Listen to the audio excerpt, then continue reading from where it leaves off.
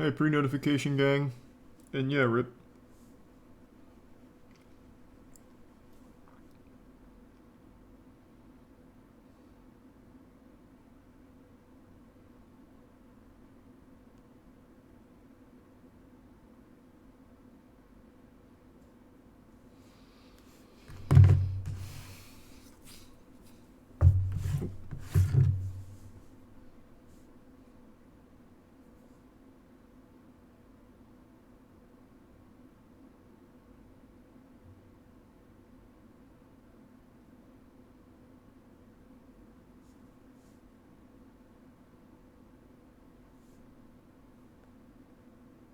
Oh, I'm sending a quick text.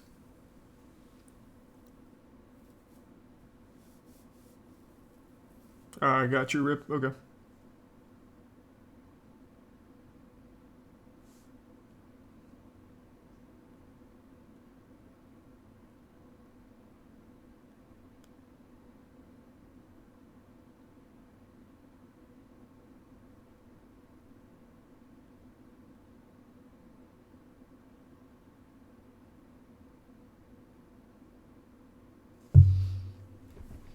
Morbius thoughts? Yeah, it was bad. And it wasn't fun. It wasn't fun at all. It was really just not fun.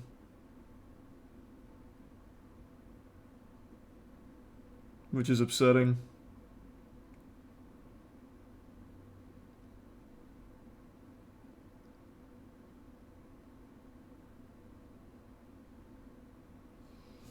He's the resub Pickles Man in the Prime Duindo.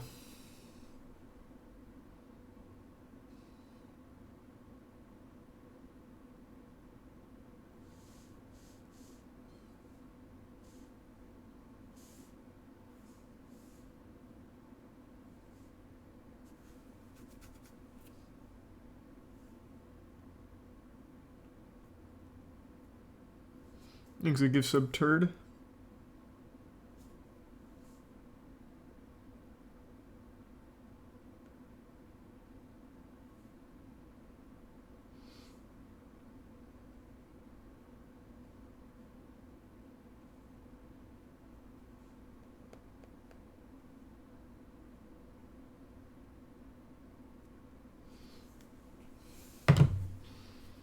Still playing Elden Ring?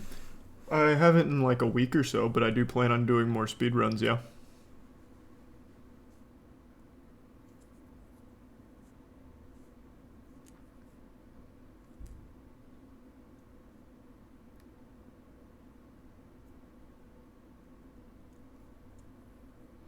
No, I still haven't watched Moon Knight yet.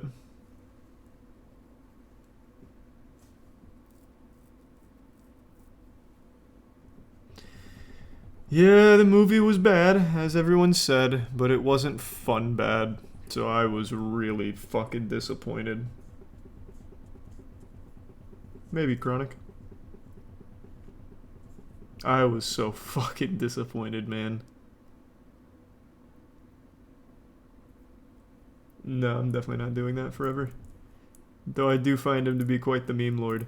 Thanks to the 5 gift subs, Freeze. Just boring bad? Yeah, boring is an understatement for how bad Morbius is.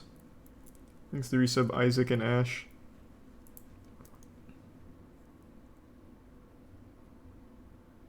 And the tier 1 bearded goat and the resub George.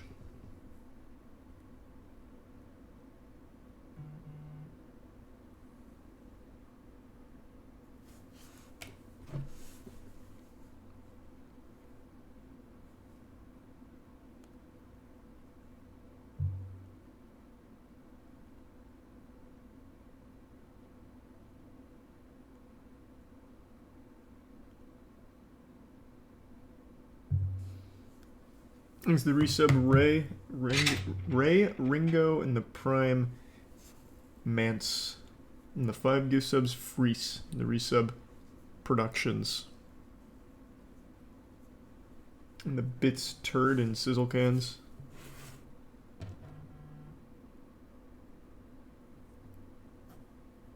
And the 10 gift subs Stone. Thank you, Stone.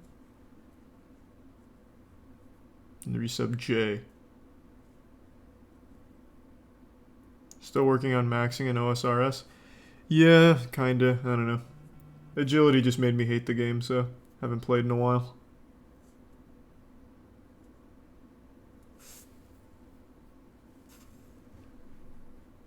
No, Morbius was just really boring bad.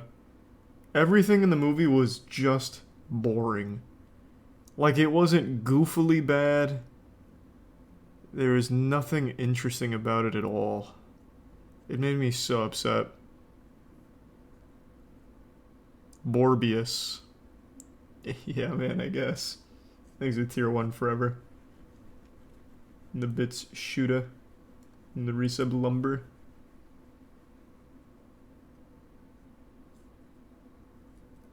And the resub Mona's Meme.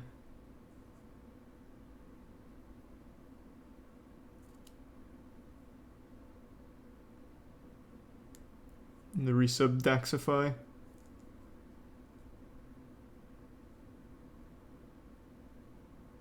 I've actually heard quite a bit about X. I don't know if I'll watch it or not. But apparently it's a pretty decent movie. Is it worse than Venom? Yes. Significantly. Thanks for resub Muffin Man, Ohms, and the gift sub Freeze.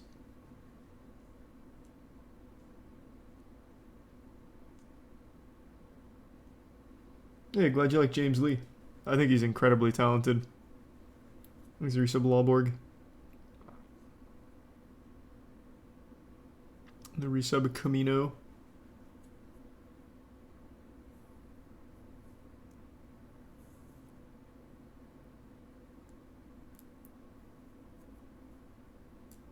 And the Prime Rat.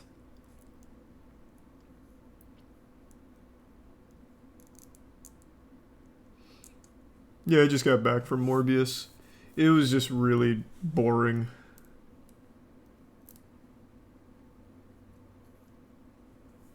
Thanks to the bits Leisure and Pompous. My day's been fine. I just didn't really do anything today, except see Morbius, I guess.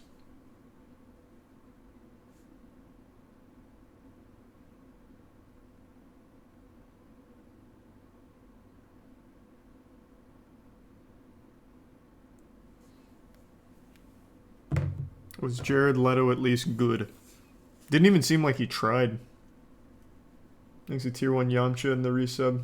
Stephanie, Colt, Generic, Aussie, and Neptune.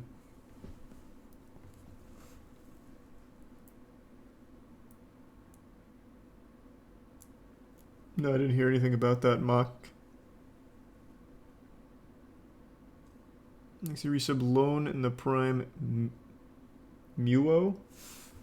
And the 10 gift subs Freeze. And the resub Spoon and Powers.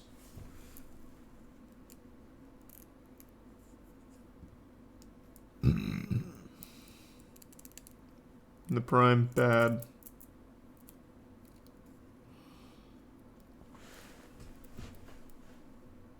Wait, Jared Leto's 50 years old? What?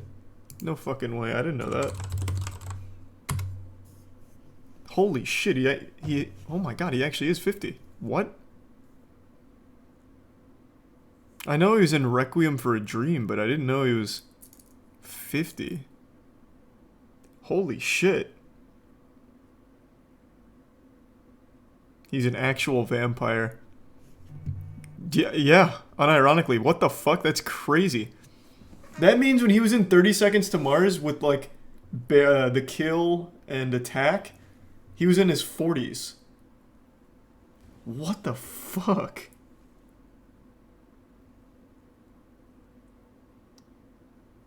Yeah, I thought the dude was max, like, mid-30s. There is no sign of aging on this man at all. He looks exactly the same now as he did when he was in fucking Requiem for a Dream, basically. Thanks to tier 1 Wyvern, tier 1 Snake in the Prime AP, and the resub Nelson, Tease, Dime, Nova, Case in the Prime Peck, and AP, and Enthusiast. And the resub Bits, the Prime Awesome, gift sub Bira, and the resub Lone Follower. What's the video schedule for tonight? Definitely want to do the new Sunny videos. I'll definitely want to check out Andrew's merch drop 4. And there was one more that I'm blanking on, but I'm sure I'll think of it at some point. There's a Prime Doggo and the gift sub Potato and Forever. And the Tier 1 Ninja. The new Michael Reeves video. Yeah, I'll ask him if that's alright to watch. There's Tier 1 Oscar, Tier 1 Audrey, and Tier 1 Juana. And the Prime Hungwell. And the Tier 1 Miram.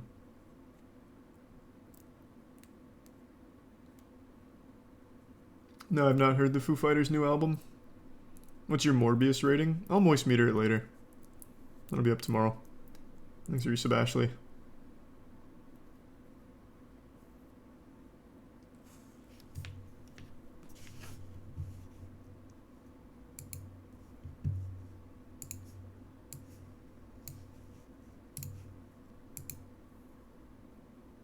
No, it wasn't fun bad. It was just really boring. Thanks for your sub, Lockhart and the Prime Clive.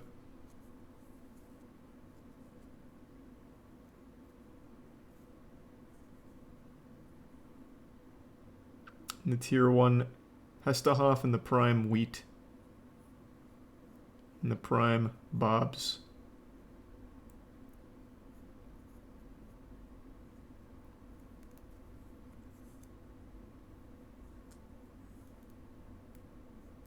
I've seen the videos of the events of Eve.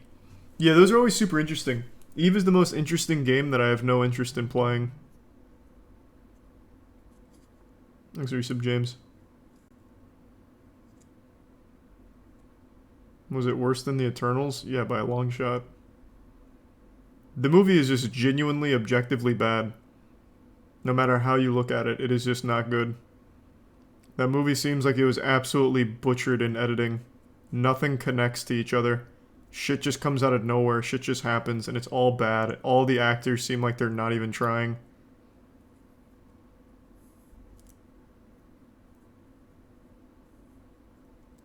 There's the resub Macat in the Prime Electric Mirror and the Tier 1 Weenie and Tier 1 Beans.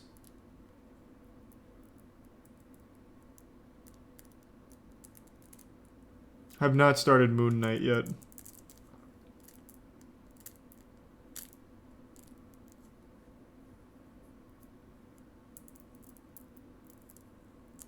Thanks for your sub, Andy Milanakis.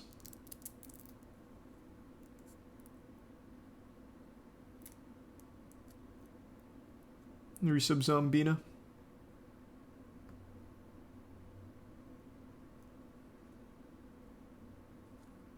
Was it bad that you can laugh at it, or just bad in general? Bad in general. There was nothing to laugh at. I was just having a hard time staying awake. Thanks to the Prime Chunky Monkey and the 5 give subs powers. It was really upsetting, man. It really was. I had such high hopes for it being enjoyably bad, but I was bored out of my mind. Thanks to the resub Ecstasy. The Tier 1 Dark Acid. Okay. Let's start with the Island Boys. The only thing that I know about the Island Boys outside of course, their chart topper is they used to do cameos for the US military where they try and recruit people. So people would pay them from the US military to like shout them out and try and get kids to join the military. And then there was Sergeant Vasquez, who paid the Island Boys to appeal to his upper management about not kicking him out. So that was pretty cool. I imagine that's what's keeping them afloat now. To a comment like this, I don't understand why you're being so hateful towards me. The Island Boys have been receiving fewer and fewer likes on TikTok every single month since they blew up. 10 million, then 9 million, going to 7 million. Oh no! Dropped to less than 3 million last month. The Google trend graph tells a similar story. People have slowly been losing interest in these two rappers who have made respectable physical sacrifices for their career in entertainment. However, while we're not here to hate on the Island Boys, we will make the argument that they were destined to fail from the very beginning. beginning. And the first reason yeah, is they were a because meme. They never had a decent skill set or product to begin with. When they first blew up Yes, 6 months ago obviously. in October 2021 for their infamous I'm an Island Boy rap, it wasn't because people were impressed by their ability to sing. In fact, it was the complete opposite. The video went viral because of how terrible the song was. The Island Boys were instantly judged as two talentless bozos who had covered themselves in tattoos, True. and as a result, people began to follow them for their stupidity as opposed to their talent. And I think they're entertaining, and I follow them because they're entertaining. I love to see the stupid shit that they say.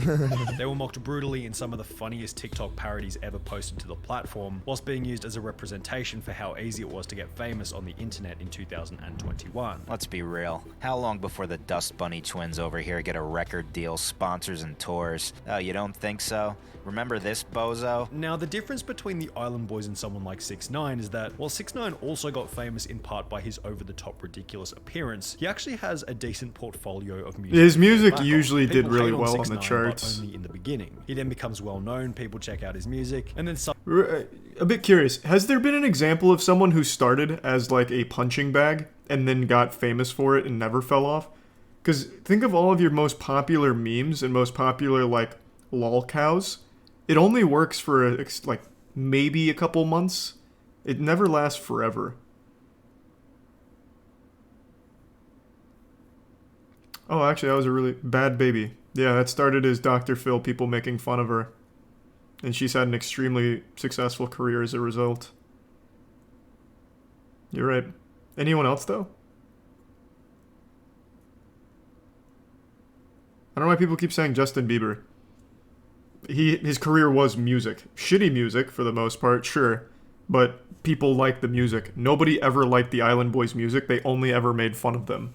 So that doesn't really count. He's a tier 1 Pyrex in the resub. Surprise in the prime. Crispy and the 10 gift subs. Cade. Thank you, Cade. The resub. Amity, Trina in the prime. Chrissy. The gift sub. Demonic. Why do people keep saying music artists they don't like? That doesn't make sense. I'm asking about a person or, I guess, people that literally only existed to be made fun of and then had a successful career as people to just keep making fun of. That's what the Island Boys were. It's not like they had... Like, a lot of people got their start as a joke, but also contributed something that people might actually like music or whatever.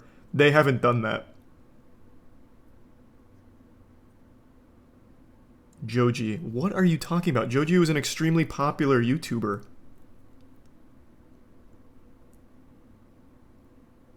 I think the only actual example is actually going to be Bad Baby.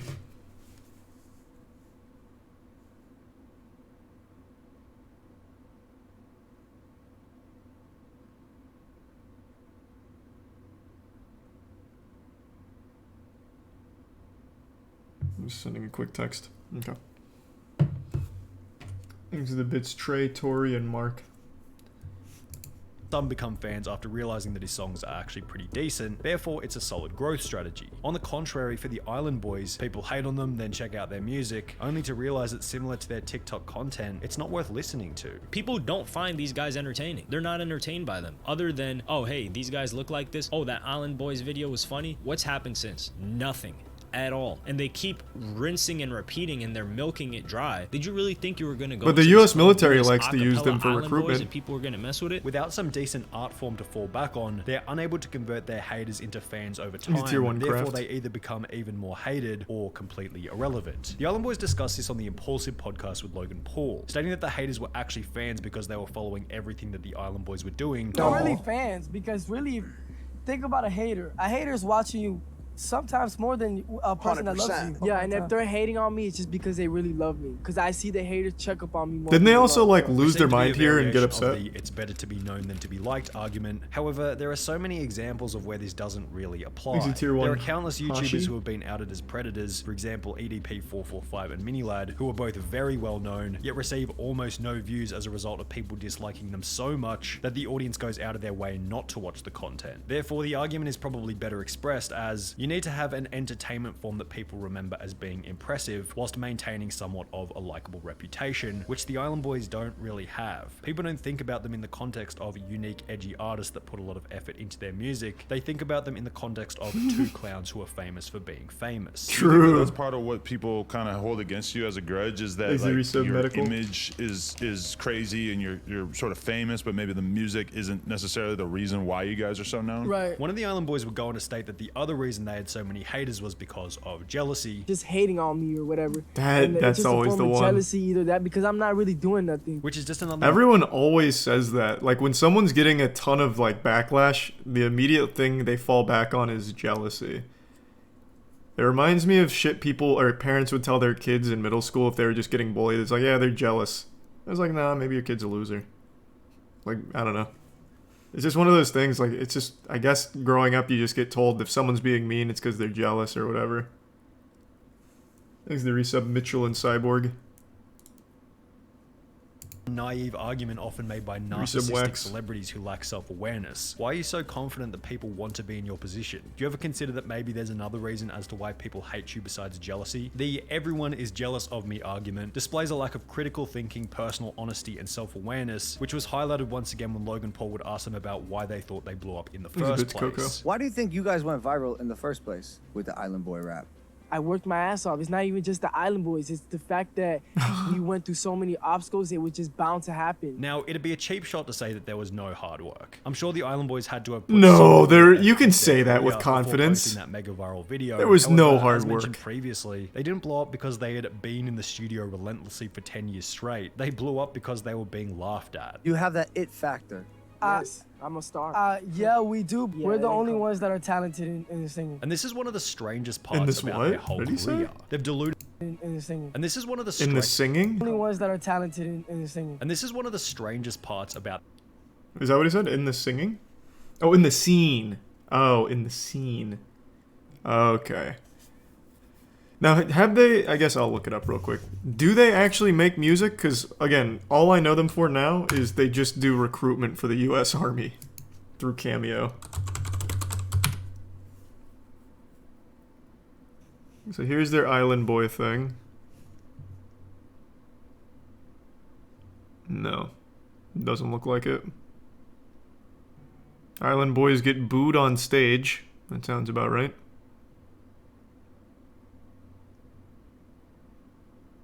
Okay.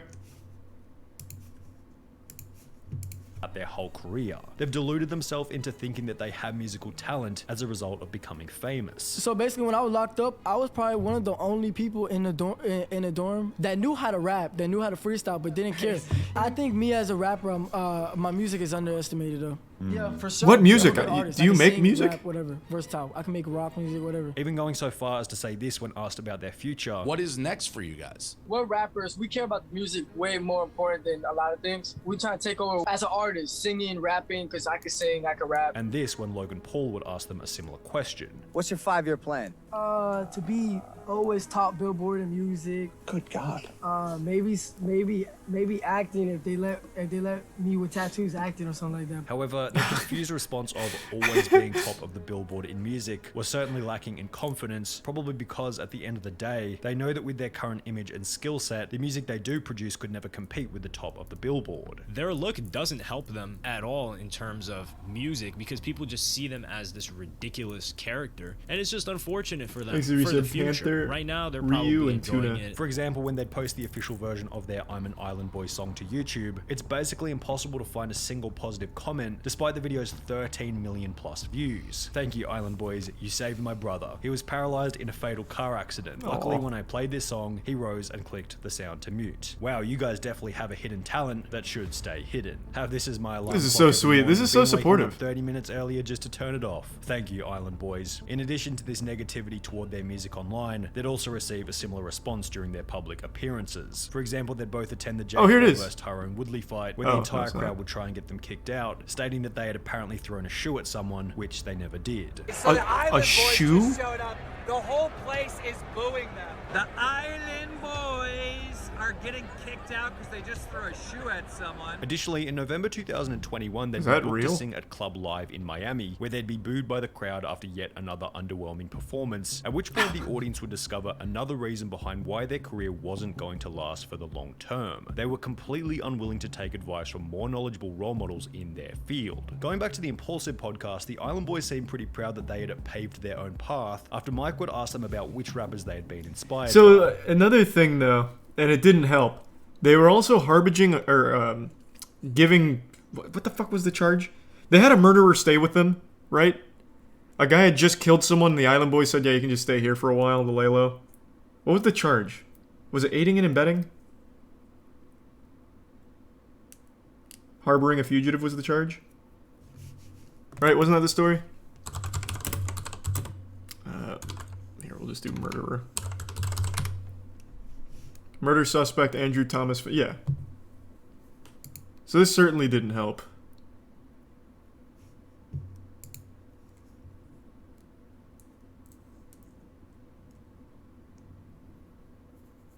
So it's not just that they're unlikable, which they are, and untalented, which they are. It's that they also make the dumbest fucking decisions of all time. Crazy. He killed a child? Yeah, I guess so. I don't remember the story, but yeah, apparently an 8-year-old girl was the victim.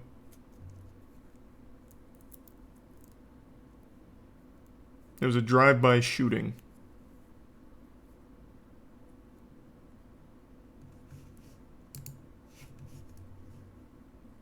What was your inspiration? Like obviously you guys listen to rap. You said Ice, Foxy, and Trey. Not to listen to nobody because I feel like it betters my mindset. Is that why you guys have such a unique sound?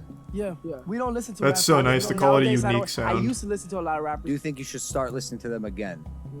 No, because you're gonna try to steal their flow. They already made it. I'm not trying to you know what I'm saying. You make it more being yourself. I'm not trying. Are you sure? Brain about being yourself? Yes. Yeah. I agree with you guys to an extent of not being swayed. Dude, they're just fucking with them. People, yeah. But also at the same time, the current winners in the culture act as guardrails and guidelines for what you do with your craft. Mike is 100% correct here. If they were to copy another artist completely, people will call them out as copycats. However, if they decide to completely ignore the valuable lessons and current trends set by the industry's leading artists and walk their own path without any inspiration from anyone else, they're just going to end up sounding like, well, the Island Boys. Is that how you end up in a place where you sound like you guys do? Jesus. Which is so drastically different. I wouldn't even call 15K bits solid. Hip-hop. Jesus Christ, man. Rap, thank you. Right? What is it? They don't even really seem to understand what their own genre of music is. I was trying to go for more a melodic sound. When you keep on rapping in the same cadence, in the same form, you got no flow. It's the same flow. Monotone. Kind of monotone. We go you're very. And going back to their inability to take advice from others, that eventually walk out of the Impulsive podcast after George would provide them with what seemed to be some tongue-in-cheek yet useful financial advice. I think if God forbid it doesn't go in your guys' direction, for real,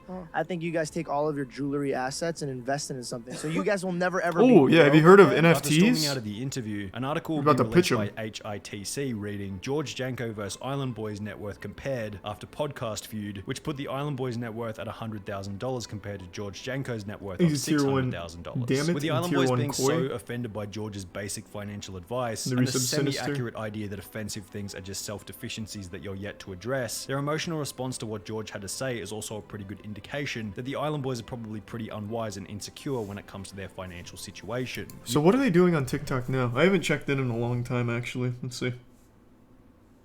Let's take a peek. They're the Island Boys on... No, they're not. What are they? They're Kodiak something, actually. Oh, Fly Soldier. I'm just trying to... Wrong one. Stop! I'm not trying to play that.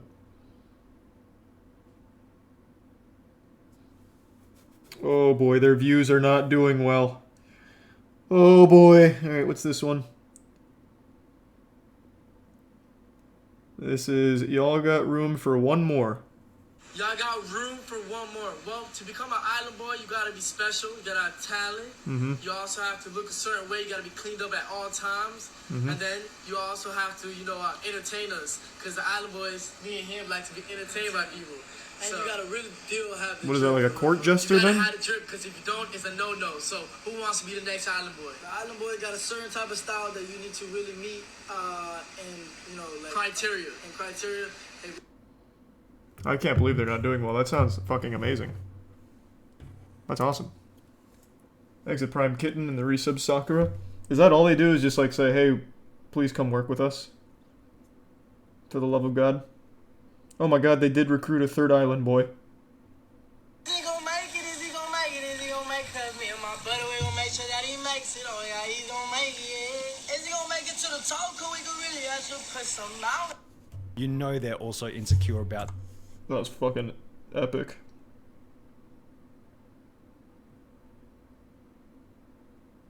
Yeah, it looks like they recruited a third Island Boy. Welcome to the family, man. What was that? It's called music. Grow up.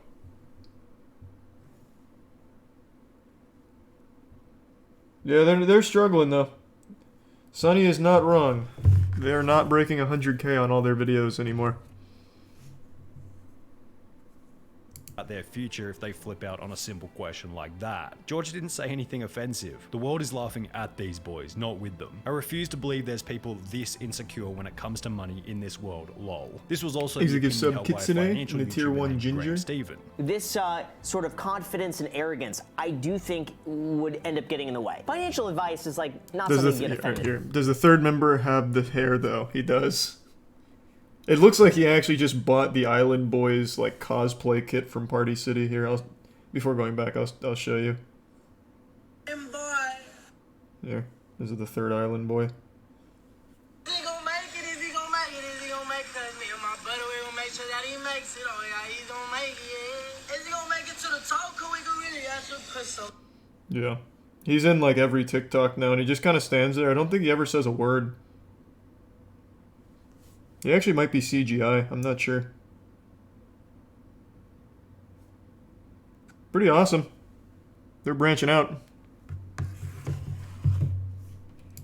I mean, there's nothing in there that should have been offensive. Graham also reiterated what was said earlier about the unlikely nature of their career lasting for the long term. A career like this could last you anywhere from a few months to a few years. We've seen so many people come up. I can't think of any with a few years. And then all of a sudden, they do nothing. They can't carry that momentum. And for this right now, they're good for going viral. But I'm not sure if that could be sustained or if that could be translated into a successful career long term. Before going on to... Again, people keep saying music artists they don't like. People unironically listen to someone like Lil Pump. No one unironically listens to the Island Boys. That's the difference. Lil Pump was a joke. People made fun of him, but then he kept making music that some people liked. Now, do I agree with him? No, I think they are objectively wrong with their opinion. If you like Lil Pump, you just know that you are wrong. And you make me sick. But people do like it. Nobody listens to the Island Boys. That's the difference. They don't even make music, from what it seems like. It seems like they just sit in a jacuzzi and ask people to join the Island Boys. So it's just super different.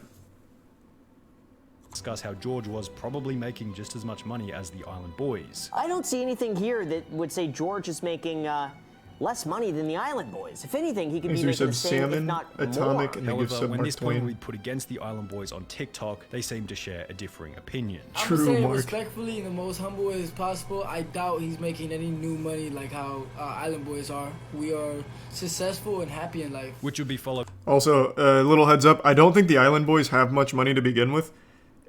Just as a quick peruse through their TikTok, it seems like the only money they make is when the US Army hires them to do a cameo for recruitment. And you can't really monetize TikTok. The Creator Fund, I think, pays out, what is it, $1,000 per like 20 million views or something? It's something absurd. And they're not getting 20 million views a month. Not anymore. So I don't think that they're pulling that kind of money. I could be wrong, though. It's been a long time since I looked up the TikTok Creator Fund. All I know is that it's not very good. It's a little better than the YouTube Shorts Creator Fund, but not by much. Charlie, you're wrong. Bro, I have a channel that has shorts on it. You know how much money that makes a month on just shorts? Less than $100 sometimes. And that's off of like 30 million views on the shorts a month. And the TikTok Creator Fund is just a little bit better than that. So I can extrapolate to a certain degree.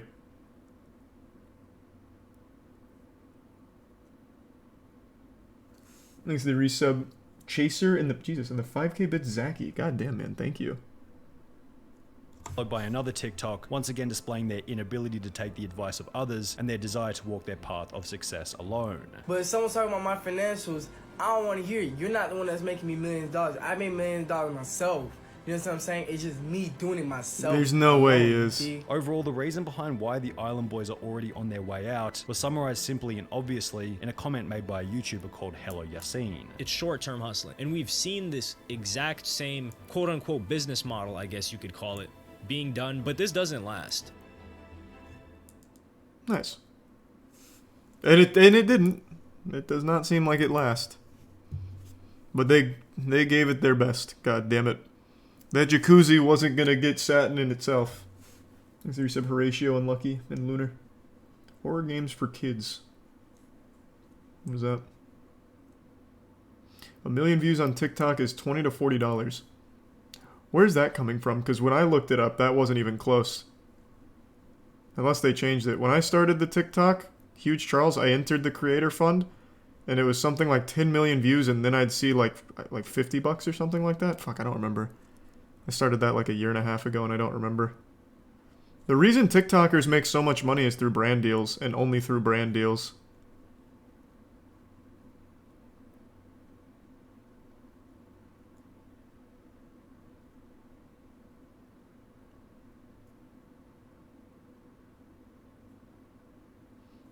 Thanks to resub Snorf. I've never even heard of them before forever. Mr. Beast has 20,000 earned off billions of TikTok views. Yeah, that sounds about right.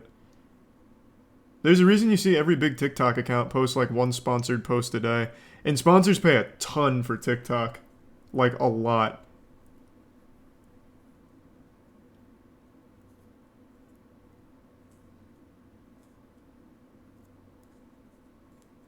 How much? There was a TikTok creator we worked with through HMG a while ago. They had like 12 million followers. A single advertiser would pay them $60,000 for a 30 to 60 second TikTok on it. Like the amount of money they put into that for brand deals is crazy. And that's not top level. 12 million followers is a lot, but not on TikTok.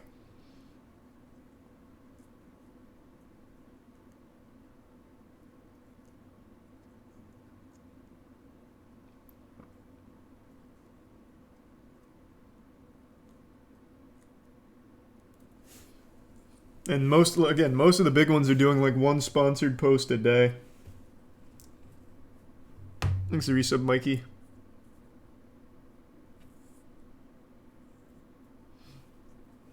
Yeah, we'll watch this one. I don't know anything about the 1,000-Pound Sisters because I think it's just a really sad thing. But I am very curious to see about this scam. Oh, I actually know all about the Poppy Playtime thing. Those devs do seem really fucking scummy. Yesterday, Tammy went into the hospital. She has pneumonia and she can't breathe. I set up a GoFundMe account. If y'all can donate a penny, nickel, dime, I'll be so happy. No. When Amy and Tammy Slayton first began their YouTube journey back in 2014, they were seen by their audience as two wholesome sisters who were bravely putting themselves out into the world despite their unconventional appearances. However, only a few short years later, that very same audience had grown to hate and despise them. The Slayton sisters would turn their entire audience against them through controversy after controversy, peaking with one of the most ambitious scandals in YouTube history, a GoFundMe for Tammy Slayton's funeral, who hadn't. That is bold. However, that is very bold. Known more about these two sisters prior to the beginning of their channel, each of these controversies could have been easily predicted. For example, back in 2010, Amy would be arrested after shoplifting an $8 book from Walmart, showing that even prior to beginning YouTube, the sisters were prone to both cutting corners and cheating the system. Most of this information would only become public at a later date, so when they first began their channel, they were liked. The sisters built an audience through their strong family bond, positive attitude, and ability to laugh at their own shortcomings. We need to lose weight to be Come skinny. We don't care if you don't like us. We're fat and we love it. They weren't exactly the sharpest tools in the I've show. never heard them People speak. appreciated They their sound like the authenticity. Kanker sisters. Say, hey, I'm fat. But don't you call me fat. Why would I want you to call me fat if we're trying to be in a relationship? Come on now, use your brains. And the fact that they were kind of doing YouTube for themselves. It didn't seem like they were trying to impress anyone. Love when a girl isn't afraid to be herself. I applaud you. Thanks, Finally, a Gamer real Clown. person doing a review. Love it. Keep them coming. I love her so much. She always has such a positive, fun, relaxing vibe. The Slayton sisters would receive their first big break after posting a video titled Chubby Bunny Challenge, which would go on to gain a view count in the millions. However, when examining the video's thumbnail and dislike ratio, it was pretty obvious that it had gone viral as a result of people watching to laugh at their physical appearances.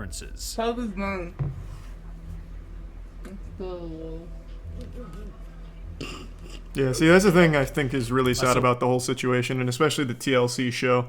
It's literally just so people can point and laugh at them. Like, and that enables them to keep killing themselves. I don't know, I just find that whole thing to be sad. That's why I don't ever really watch it or try and learn about it. I just think the whole situation's really morbid.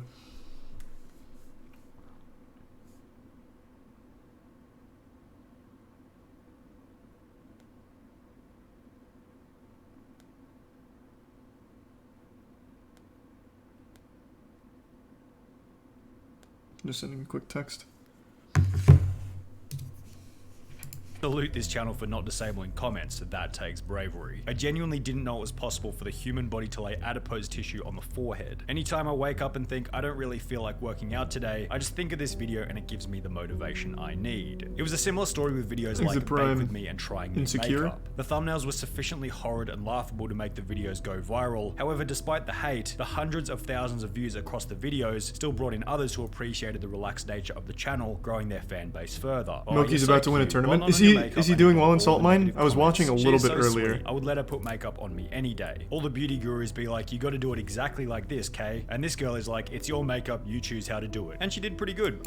He's in Winners Grands right now? Hold on, let me pull it up on the other screen real quick.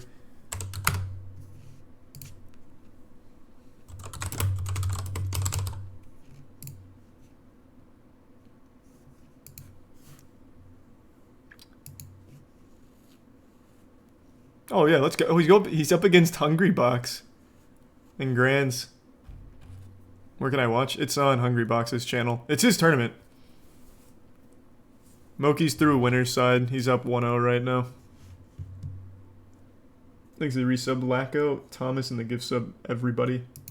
I'm going to sub. However, while a growing fan base would generally be seen as a positive for most YouTube channels, for the Slayton sisters it would end up becoming a negative, as it'd be at around the same time that they begin to reach out to their audience for help in relation to their lack of financial security. For example, after achieving 1,000 subscribers on their channel, the Slayton sisters would set up their first GoFundMe, requesting that their audience help them buy an Apple MacBook with the goal of increasing the quality of their videos. Now, most of their audience felt as though there was nothing wrong with this proposal. The audience sends a bit of money through, the sisters get a new laptop, and in return the audience gets a higher average video quality. That's that shit you see sometimes, like, if everyone that follows me gives me $1, just $1, we'll be good. YouTubers in comments such as, delete this, you are going to lose all your subscribers. You're a pathetic lowlife that needs to get off your ass and get a damn job like the rest of us instead of mooching off of us. You are disgusting. And if I were you, thank God I am not. I couldn't wake up in the mornings. As a response to the hate, Amy would shift the blame from herself, stating that her friend was the one who suggested that she make the GoFundMe. I do not take money very lightly.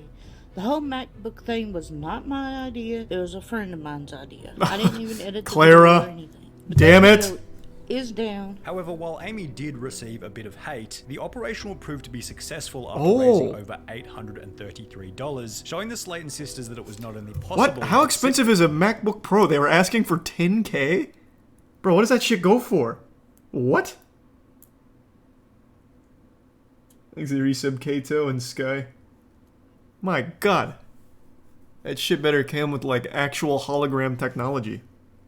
Simple, to extract money from their audience through GoFundMe, which would become a vital piece of information for the main scandal to be covered in this video. The other problem the Slayton sisters encountered after growing an audience was that they could now be held accountable for the stories that they shared throughout their videos. For example, Amy would upload a video talking about a situation in which she had adopted a German Shepherd rescue dog before leaving it in a camper van on a hot summer's day. Now, Amy would state that the air conditioning was on whilst the dog was inside, and that the camper van was, quote, freezing. The camper has AC in it, and we only put him in there for like 30 minutes. And who are y'all to judge me? However, when Amy would then reveal that the dog had gone crazy inside and smashed the air conditioning unit just to get out, her audience assumed that maybe the AC wasn't on and that the dog was going probably crazy wasn't because on. It had been overheating inside. This theory would be supported further after Amy revealed that the dog had bitten her quite severely after escaping from the camper van, leading her audience to believe that the dog was all riled up after overheating. As a result of the incident, Amy would state that the dog had been put in a 14-day quarantine. The dog is in 14-day quarantine. He has a week to go. However, with the bite mark being so severe and Amy taking the dog to the pound, whilst using the wording that the dog was no longer with her, the audience assumed that Amy had taken the dog to the pound to have it put down, resulting in the popular opinion that Amy was fuck a her. abuser. I can't Jesus imagine this Christ. woman owning a German Shepherd. Shepherds need tons of activity both physically and mentally. She couldn't even take care of herself, let alone I see why a lot of people do not like them. Breed. I'm sorry, but I highly doubt she ran after the German Shepherd. You need to be relatively active to own a dog like a German Shepherd. And you need to be trained to be able to take care of an abused large dog. This sentiment will become even worse when, at a later date, Tammy now I feel absolutely no sympathy for her. Celebration of her birthday at a gaming arcade, mentioning in passing that she felt sorry for their other dog, Little Bit, who had been left in the hot car whilst they were inside playing games. Oh my god. I feel bad for a little bit because she sat outside in the hot car while we were having fun. But I did, while we were at getting something to eat, I did get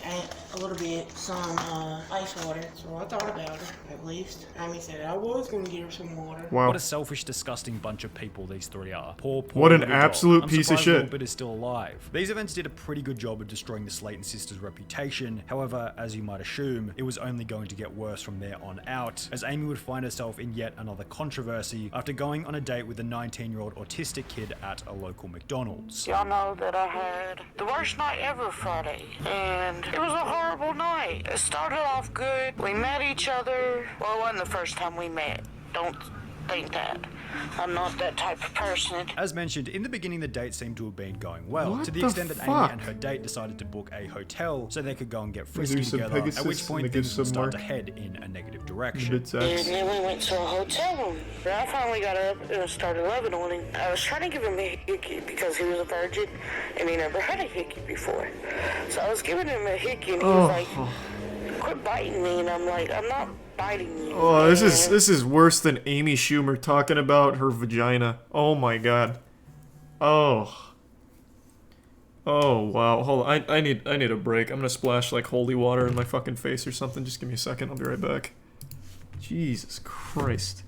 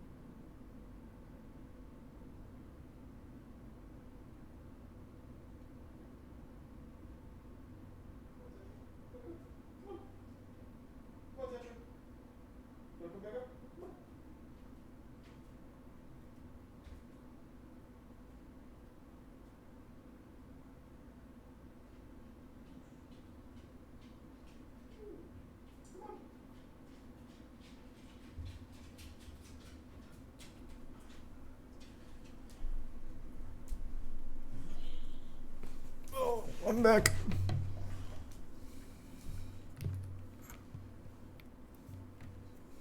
Come here. Hey, kiddo. You're a good girl. I know. I know. This is a bad lady. This is a bad lady. I know. Thanks to the bits Heifer and the resub Rob and YOLO. She was like, here you are.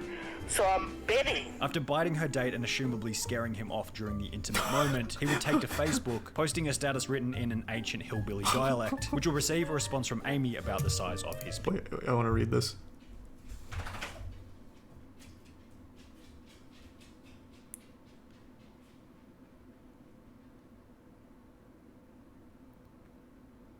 Damn, sounds like it wasn't like trying to give him a hickey. She was trying to like Dracula this man.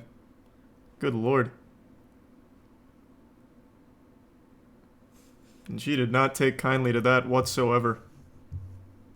Penis. Following this, Amy would go on to upload her video discussing the night, where she would completely dox the guy in the comment section with his Facebook page and telephone number, after which he would be harassed by Amy's YouTube audience. In somewhat of a hilarious act of karma, Amy would then go on to get into another relationship, which would ultimately end in separation after Amy's YouTube audience decided to get involved. I hope y'all guys are happy. David just broke up with me. Nice. Because everybody was harassing. Now y'all see why I don't tell people who we're dating. Because y'all bully and harassing. And then he does. And while this would mark the end of Amy and Tammy's reputational-based scandals, it would ironically mark the beginning of what would be many financial controversies, beginning when their audience discovered that the sisters had been receiving government assistance in a video titled Amy's Toxoplasmosis. Amy would explain that as a result of being legally blind, she had been receiving social security payments. I'm not on disability for my weight. I'm on disability because of my eyesight. It would then be revealed later that Tammy was also receiving disability payments for her morbid obesity, which would result in backlash from her audience, stating that they were rorting the system by receiving money from both the government and their job as YouTubers. In addition to receiving money from these two sources, they also began to make money from selling merch, before many would claim that this was also a scam. The merch site was suspicious from the very beginning and read as follows. If you purchase Tammy's merch, you'll be added to a private group chat with Tammy. To purchase, head over to the donate section and donate the appropriate amount, $35 for t-shirts, $50 for hoodies, then head to the contact section and email us with the email you used to make the purchase. The reason that the Slayton sisters requested for purchasers to donate the appropriate amount became pretty obvious. They're definitely scamming the tax system and sliding money to Tammy so she can sell disability from what it seems. Wait, I support a good side hustle. What? Bro, that's kind of big brain for Tammy. That's very interesting. That is not her idea. Someone must have actually like told her about that shit. That's kind of smart. Because it doesn't count as income at that point. It'd just be like a donation.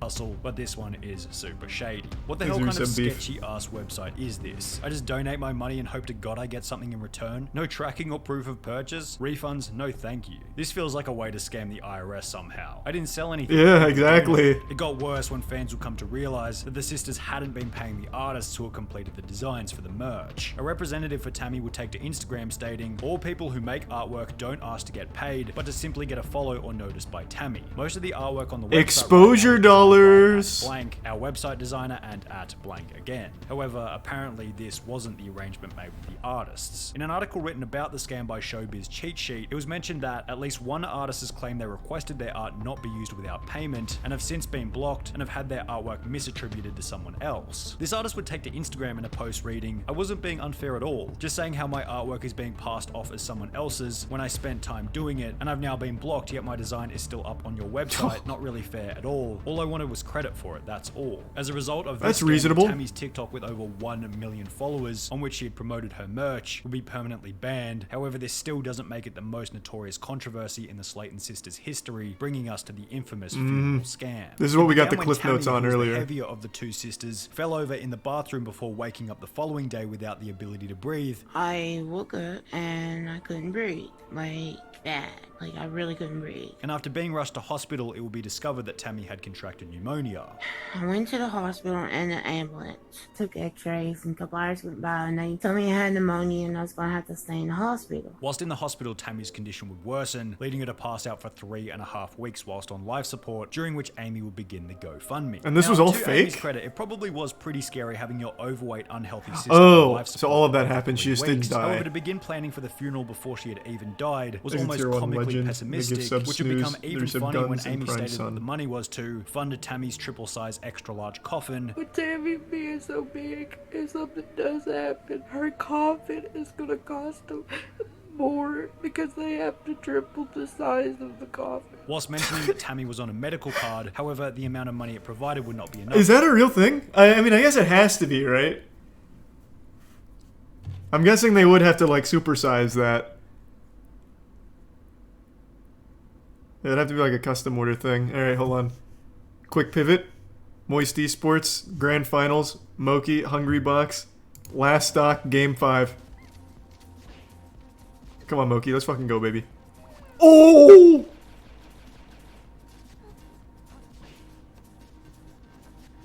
Clutch it out. Oh, wait, hold on, I just realized my shit's blocking half of it. Oh. Just in time! That was a good set. I got to watch the last couple ones up there. I hope he's not popping off over that. Let's see if he's popping off over that. Don't say let's go straight off, please. I was hoping he'd have his whole ass hanging out, just going crazy. Fuck yeah, baby. Lemongrass with the 20. Thank you. That's that good shit. Bobby with the gift. Thank you. Dr. Ducks. I would have Mr. Mon with the 5. Goddamn, thank you, boys. That always feels good to see the Moist Esports dubski. Congrats, Moki. I'll go in there and drop some gifties in just a minute. Fuck yeah. To cover the funeral. She is on a medical card. The medical cards will not cover all of the bills. So this GoFundMe account will be for Tammy's funeral. Thanks for some senpai. She dies. So please find it in your heart to donate. The GoFundMe itself, which would raise a total of $818. Wow, wait, what? They asked less for this super quadruple freight container coffin than they did for the MacBook. They had $10K for a MacBook and $1,500 for a super coffin. Yeah, we just watched Moki win. It was good to see. Coffins are expensive, man. That shit is like a crazy expense. Like, the person may have died, but they also took their family down with them with how much you have to pay for the fucking coffins and the whole service. $818 read, "This fund is for if anything was to happen to her, will go to her funeral. If she makes it through this, the money will stay there or go to her hospital bills that insurance won't pay. I won't ask, but I don't know what else to do. Please help us, even if it's cents. Thank you, and may God bless you." Now, if Amy had approached the situation from the angle of, we're just doing this to cover the hospital bills and left it at that, there probably wouldn't have even been any backlash. However, since she had put so much weight on the possibility of death, and people had donated assuming that she was going to die, when she would return to the videos a few weeks later laughing, joking, and eating junk food as if nothing had ever happened, obviously the audience and those who had donated weren't all that happy, judging from the 85% dislike ratio on the original There's a Prime YSP video. and they give It also didn't help kneecaps. that in a different video, Amy would reiterate that the money wasn't going to be spent on anything besides the funeral. We won't be spending it on anything but the funeral. I just wanted to clarify that. Or I'm going to take it up to the funeral home where it can build interest. I probably will take it to the funeral home and let it build interest. So if something does happen... Alright, someone more knowledgeable than me. Can you do that? You can just put money into a funeral home like a bank and it'll gain interest? What? I'm investing in the funeral stock. So that's not a real thing. I can't believe it. You telling me I can't invest in funeral homes? Man, what is the world coming to? What a fucking shame. We have that as backup plan. So when it was confirmed that there was no funeral, a new question had been created. Where had the money gone? Amy would state that she had transferred the money to her mother to pay for Tammy's medical bills. The money that y'all donated for Tammy when she was in the hospital, I gave it to my mother, who paid bills with Tammy's bills. Regardless if that's what she used the money for or not, that's what I did with it. I gave it to my mother, who paid bills. However, when her audience would ask her to prove it, she'd state that it was her mother's responsibility to provide the receipts. My mom is trying to find the receipts, but if she can't find them, that's on mom, not me. Then in another video stating that the receipts had been thrown out completely. I know I've been wrong. I should not throw receipts away. But in my head, I wasn't thinking, well, these receipts might come to bite me in the ass. You know, I wasn't thinking that. It was a simple mistake. However, if the GoFundMe had been done online, then surely she was using internet banking. Why couldn't she provide a screenshot of the bank transfer to her mother? Medical bill receipts. Yeah, these two are like just actual pieces of shit. Away. It was suspicious that she was unable to provide any evidence for the money going towards the hospital stay, especially when her audience would notice that she also happened to buy a new laptop and a new camper right after the GoFundMe had concluded. At a later date, Tammy would go on to state that Amy's GoFundMe made her angry, as she felt as though she didn't need help. And when I found out Amy did the whole GoFundMe thing, believe me, I was mad. Because from one, I knew I wasn't gonna die, and two, I didn't want help. Not the person, want to ask for help. The most interesting part about the whole ordeal is that while most disgraced YouTubers simply fade into obscurity as the years go by, the Slayton sisters have managed to remain relevant after rolling their public image into a TLC show titled 1,000 Pound Sisters, on which Amy has since lost over 100 pounds, has gotten married, had a baby, and is looking healthy compared to her early days on YouTube. Unfortunately, the same can't be said for Tammy, whose continual weight gain underpins much of the show's entertainment factor. The show just had its third season with well over 1 million viewers per episode. Wow. Whoa. I didn't expect that ending. That kind of caught me off guard. Jesus Christ. Well, yeah, I don't feel as bad for them now after learning about them, like, killing dogs, basically. Neglecting them, putting them in hot cars. So it's hard to find sympathy for where they're at right now.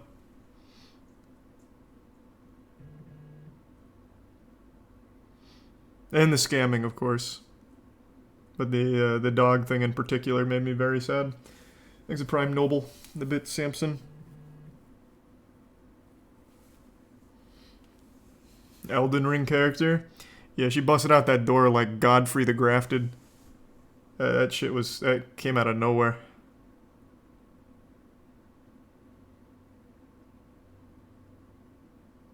Or Godric, not Godfrey. I got the names mixed up.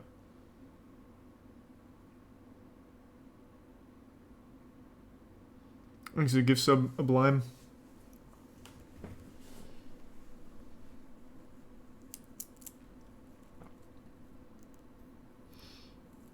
The new Michael Reeves video.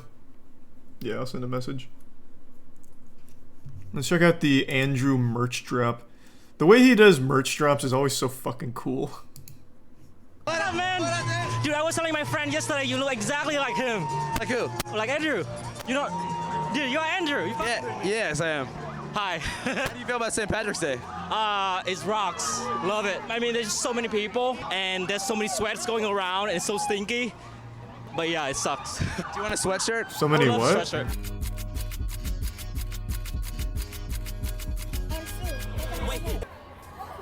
St. Patrick's Day! St. Patrick's Day! St. Patrick's Day! That is actually very loud. Just go around the world? Yeah. Thanks to resub Wonky. St. Patrick's Day! You're fucking Italian! I'm fucking Irish! You don't adopt Italians! Shout out IRA. No one's free till all 6 counties are free, you hear me? Peyton Pritchard is the baddest motherfucker on the planet. He's taking the seas to the promised land. If Tom Brady wants to suck my dick, he can suck my dick. What? What? If you don't want to fuck Tom Brady, you're a bitch. You ain't from Boston. Fuck yeah, man! Boston fucking rules, man! Yeah! What is this? Whoops. Is this a, like, Mardi Gras thing? What's happening? It's like a parade? Or someone who's in the area. What the fuck is going on? St. Paddy's Day is just kind of like a throwaway holiday. I've never seen like a parade on St. Paddy's Day. Is that common?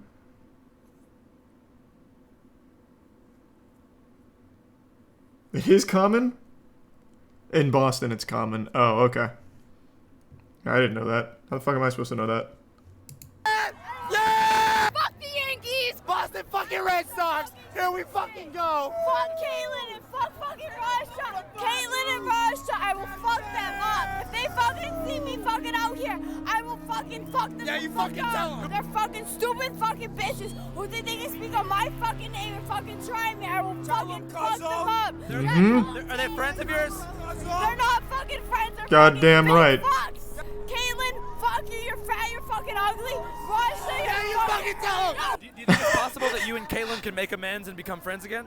No! Caitlyn! Never? Never! What's the worst thing that she ever did? She's a fucking lying snitch. She fucking says on my fucking name that I fucking was threatening her, all this fucking bullshit. Oh, Caitlyn! Fucking snapping my fucking boyfriend, fucking hitting on my fucking ex when we're together. You can go fuck yourself. So Caitlyn That is so rude. You were threatening her? She told me I was threatening her. She was fucking hitting on him when we're together. She's fucking ugly. I saw the screenshot, so I know. What did Caitlyn say?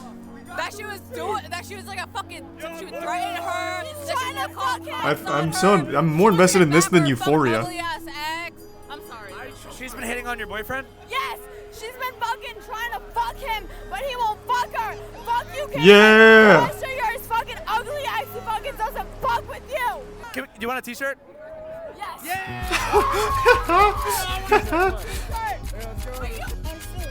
I learned so much about that lady's life in such a short time. She seems so nice.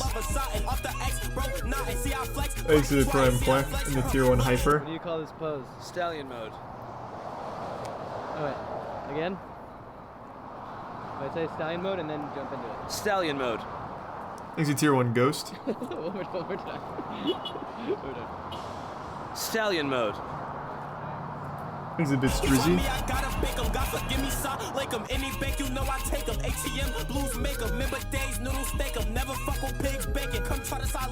Whoa. Andrew's got some ink.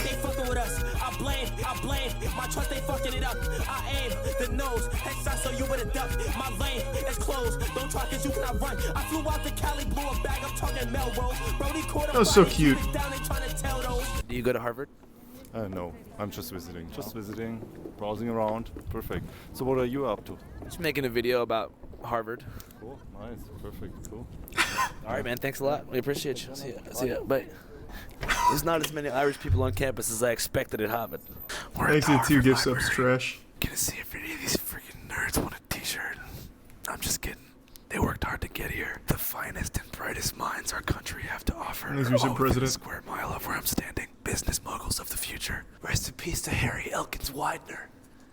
His father, Richard Widener, aka Dick Widener, also died tragically in the Titanic. That's so tragic. If he was here, I'd give him a t-shirt. Damn, that Maybe is fucked up. How's it going? How's it going? ¿Qué quieres que te diga? ¿A dónde eres? Yo soy de Argentina. Muy cerca a Chile. Sí. Pero no cerca a los Estados Unidos. No, es bastante lejos. Yo soy de Buenos Did Andrew go to Harvard? This is good. ¿Quieres una camisa? No. ¿No quieres una camisa? No, muchas gracias. No. Pero es el más mejor camisa todo el mundo. Oh, this is really impressive. Tú vas a regresar a Argentina y todas las personas van a decir, oh, what the fuck? Oh my god. Muy linda. What? No, igual no. It's all good. Thank you. Have a good day. Thank you for talking to us. I appreciate it. What? Is there like a translator in his ear, or does he just actually speak Spanish? But that was like really impressive. What the fuck? That was pretty good. He actually does. Yeah, I mean, it wasn't like super complicated, but he was able to hold the conversation, which is pretty impressive. Like, that's the most important part. Well, you know, you can't always win, but it was cool to learn about stuff there. Oh, Channel 5 shirt, Channel 5 shirt. What's up, big dog? good. Thanks for buying the shirt. Yeah. Is that from the that's from the first merch drop, right? Merch drop 4 is coming up right now. Oh, sick. Okay. How would you like a free T-shirt? Oh, fucking love that. Yeah. Okay. You want to pick them out? Yeah. Yeah. Just take a look and grab whatever you want. Thanks for the resub, Pretty. This one might be tight. Yeah. High visibility. Americans win. Someone speaks 2 languages. Doesn't have to be American. Follow your dreams. Everyone likes when someone speaks multiple languages. Can we talk to you? Oh. Do you go to Harvard? Yeah. Do you like it? Yeah. What's your major? Neuroscience. Can you tell what I'm thinking? Yeah. What am I thinking? Pancakes. A+. Who's the smartest person you know here? My friend Claire Yu. She's pretty smart. Clara? Really smart. Can you call her and ask her like a really hard question? Yeah, sure.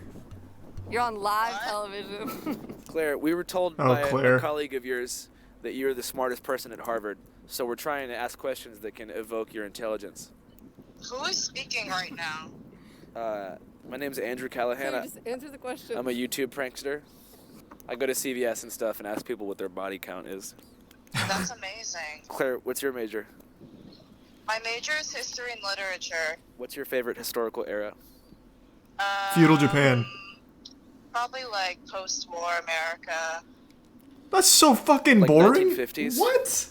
Yeah, like 1950s. You talking about like pre-Civil Rights Act? Do you spend a lot of time at Johnny Rockets or Ruby Tuesdays? Yeah, I spend every day in both restaurants. Have a great night. Thanks, Claire. Nice to meet you, Claire. Bye-bye. Love you. Bye. Fucking boring ass historical era. Claire's that smart. No, Claire's definitely the smartest. What the fuck is happening here? Are you a professor? Yeah, I'm a retired professor from UC. What did you teach? English, but actually the history of media.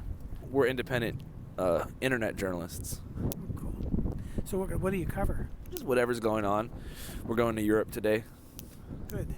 There's a professor here named Steven Pinker, and he's written these books about progress. I asked him, what about catastrophic change? It's so cute. What about a sudden disruption of the whole system under which we've lived since the Cold War, the elimination of the wall, the end of the Soviet Union. Is this the plot to Moonfall? What are you saying? The return of that same kind of insecurity and uncertainty before, as their life lives out its fate before this awesome power and the threat of nuclear war. What is going on? It's a big story.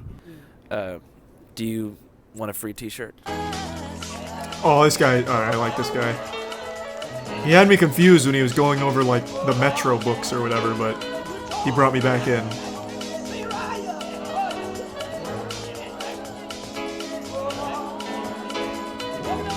Man, he didn't even take it off either. That man's like, I love this.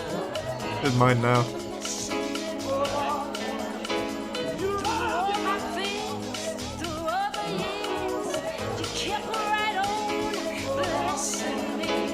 Just following him around the city.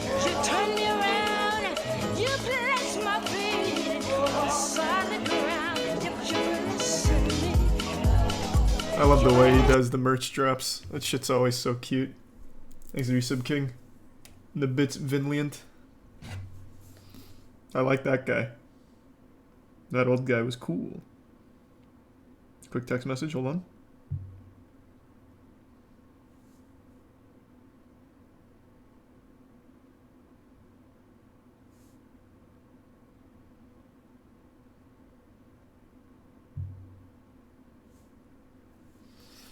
Thanks to resub Enzo.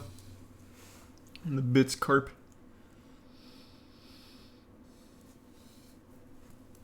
I've seen that one carp that got recommended not long ago. On my page. Oh, I'm sorry, resume. Well, thank you for the resub. It didn't pop up for me.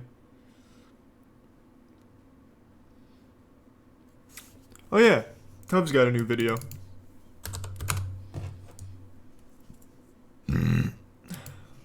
So I thought We watched the first one, right? The strangest websites? Or nah, I don't remember. Thanks to the Prime Meg and the gift sub everybody.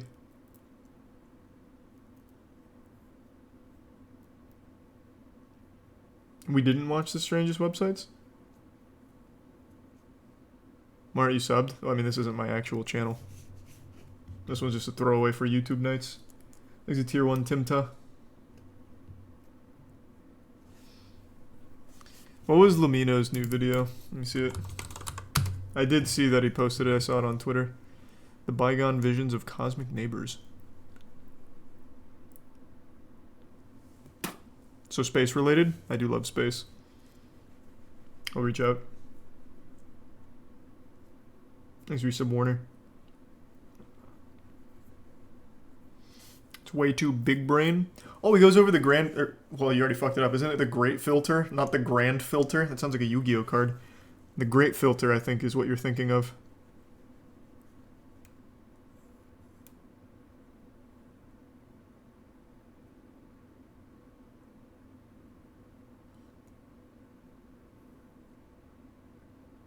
Oh, it's not about the Great Filter. Thanks to 5 gift subs, Snake. Thank you, man.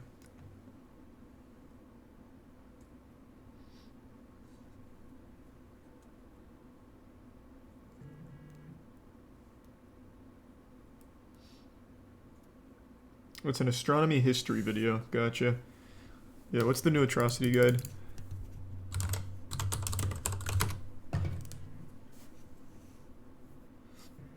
Oh, that's right, the Immortalist. I saw that one go up.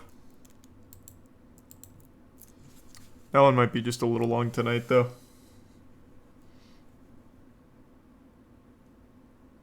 What happened with the Poppy Playtime devs? Oh, yeah, I was gonna look that up, I forgot. Someone wanted me to check it out. The shady history of the Poppy Playtime. Yeah, so I do vaguely know what happened. So I'm sure it'll be covered in the video. But we'll check this out. It is kind of interesting. The Poppy Playtime devs have been accused of stealing someone else's, like, premise. They stole, apparently, like, the whole idea of Poppy Playtime. Then they also found themselves in deeper controversy when they talked about, like, doing NFTs for it, but, like, core NFTs. As in, like, the game wouldn't function without the NFTs or some shit like that. I don't remember now. But the big one was about them plagiarizing or just outright stealing something like that. Let's check it out. Special thanks to YouTubers Poseidon and Artemation for helping me with the research of this video. They will be linked below. 2015 was an interesting time. We saw the rise of many creations breaking into internet conscious and sometimes even the mainstream. No matter where you looked, you couldn't get away from media around games such as Minecraft or Five Nights at Freddy's. These two games, especially Minecraft, have solidified their place in pop culture and with the media that we all consume today. An obvious and undeniable part of what started to make these pieces of entertainment grab a wider range of people and become more accessible was fan-created content. This range being anything from the simple and common Let's Play to some more analytical videos discussing various findings in the games themselves. Yeah, MatPat's whole channel was basically based around it. Of the game operate. You can argue that some pieces of content may objectively be easier or harder to produce than others, but generally speaking, I think all this content serves a purpose one way or another. One contribution to fan-created video content about certain franchises I think is heavily underspoken about while in these discussions is animated content. Undeniably, some of the most high-effort and hard-to-produce content is animation. True. Both Minecraft and Five Nights at Freddy's have had their fair share of animations since their inception to now, with no sight of them going away. Minecrafts, though, were always the weirdest. Anyone remember the early days of Minecraft animations? They used to have... Fuck, what was the series called? It was like a sexual one, and I can't remember the fucking name of it now. Wow. I literally just had it right before I paused the video. Jesus Christ. Ah, Futuristic Hub. Yeah, Futuristic Hub, thank you. That has a wild story behind it. That channel... Like, the person behind that channel was a maniac. Like, they would constantly get into fucking fights, threaten people and shit like that. Yeah, oh man, that was weird. Are they still around? Does Future Hub still pump out, like, Minecraft double Ds and all that? Like, Minecraft tits, whatever? Oh yeah, they're still around. Doesn't look like they do sexual stuff anymore, though. Or maybe they do, I don't really know. At least I think it was Futuristic Hub that used to make sexual Minecraft stuff.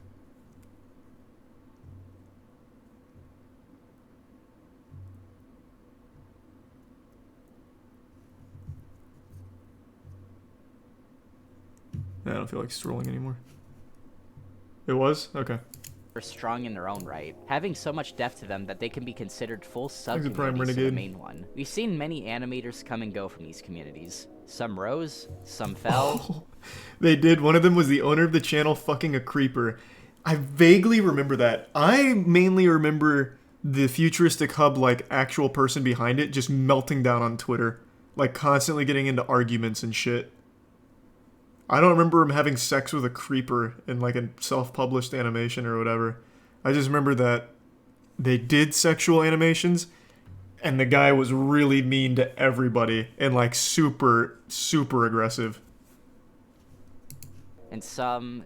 Yeah, let's not talk about that one. But oh, hey, just brought it up. Animation content for these two games are very important to the history and development of these properties. Of course, with the growth of these two games, over time, more professional people in the business would start to see this as an opportunity. The concept of YouTube animation companies is not a new thing. We have seen many pop up over the years, one of them even becoming a titan of the entire animation industry, as well as one of the newest, most subscribed channels. It's no surprise that a medium like this would be as lucrative as it is. And with many having the opportunity to rise alongside the franchises you make videos about, it's no surprise that some people would find combining these two together would lead to success. This was the exact thought of Seth Belanger, who seemed to strike gold with his animation Survive the Night, based off the FNAF fan song of the same name. Today, the video is sitting at an unbelievable 61 million views, bringing the channel to great YouTube fame for the next coming years. Nice. Little did Seth know at the time that he and his brother, Zachary Belanger, more on him later, would go on to turn this channel into an entire studio of creators making consistent, high-quality animations for a target demographic of 8 to 13-year-olds to enjoy. Unfortunately, there are a lot of details that I am leaving out of this seemingly humble origin story.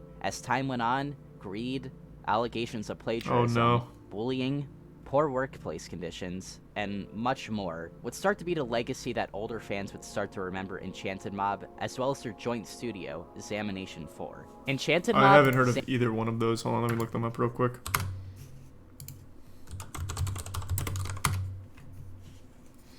$3 million subs? That's pretty big. They kind of pop off. Very active, and the other one was Zanimation. Whew. And this is kids content, which means it's getting those premium ads. 133 million views on that bad boy. Zam indeed.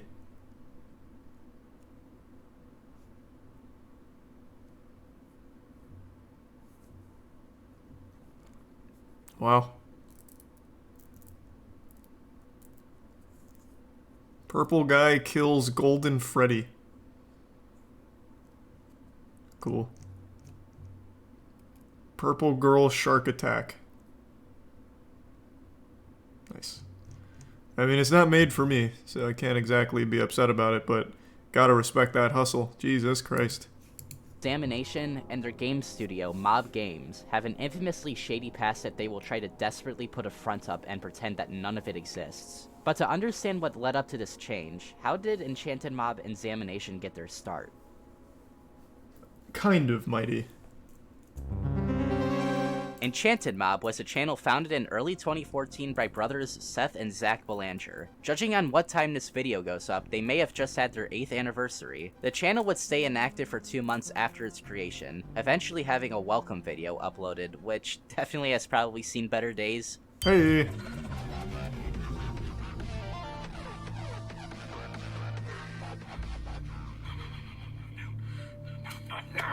Since this, the channel I used to have an intro video consistently, uploading videos that would range from 1.5 minutes to 8 seconds. Just 16 videos into the channel. Intro videos used to be the shit in YouTube.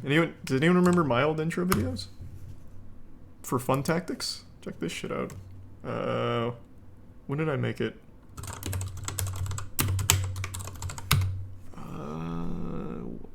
It wasn't like in my first ones. When the fuck did I put... I spent a lot of time on this intro. It's not going to look like I did, but I honestly spent days on it. I can't remember what... Oh, here it is.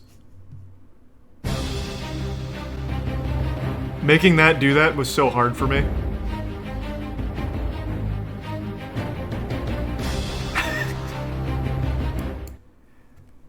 Fuck, man. I could have gone pro with editing, honestly, if I just stuck with it. I used Sony Vegas for that. Did you know Sony Vegas was capable of something like that? I pushed it to its very limits. I made that background. I made that text Times New Roman.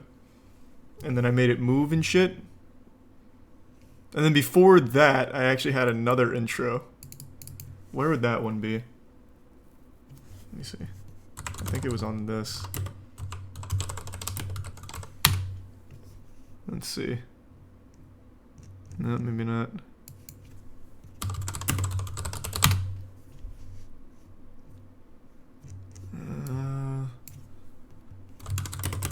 Was it in the Halo 3 Skulls thing?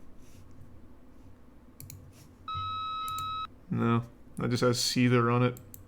That wasn't the original song. The original song in that video was Seven Dust, Beautiful, and Il Nino, When It Cuts. I might have deleted every video that used to have the old intro on it. God, I wish I could find that shit again. Discography, they would find massive success with their first full-length music video, done to the, at the time, fan-favorite Five Nights at Freddy's fan song, Survive the Night, which has almost doubled the amount of views of the original upload. Since then, they would follow up with many more successful FNAF animations of other songs about the game. It seems that no one ever found the old videos. I knew it'd be impossible. With these Five Nights at Freddy's related animations. They would drastically grow since the release of Survive the Night. This success from the FNAF community would become even more apparent as any video derivative from Five Nights would get a pitiful amount of views compared to the tens of millions their FNAF uploads would get. With one of the only exceptions being their original work Be a Hero, which sits at 1.1 million views today. Other original works would find themselves in the millions down the line too. But even so, it was still a fraction of what they would accumulate through animations relating to It's just hair. Just I just get little hairs in my mouth. The night, Enchanted Mob would open their first one of the most division, annoying things about having long hair. This channel became to be run by seemingly two workers under Enchanted Mob, creating other FNAF content, as well as some animations on other games occasionally. You may know them because of this legendary thumbnail. Now the channel is mainly used for uploading clips of a certain series I will get to very shortly. Anyway, while in this time, the original channel would surpass themselves once more, with the release of an animation done to the famous JT Music song Join Us for a Bite, which would surpass Survive the Night double view count, sitting at an astronomical 132 million views today. If it wasn't clear by now, it's fairly obvious that this studio has found their cash cow. Since this upload, you can see a major jump in production quality, as this arguably put them on the map for better talent even more than Survive the Night did. Although 132 million is a nigh groundbreaking number for any YouTube channel, studio or not, in just another 2 years, Enchanted Mob would surpass themselves once more with their upload Build Our Machine. This time instead of FNAF, they would tackle Bendy at the height of its popularity. What? Although they would see success with these Bendy— What the fuck is Bendy? Seems like anything that ends in a Y pops off. Bendy, Freddy, oh, what was the other one? Baldi's Basics, all that shit. Slindy.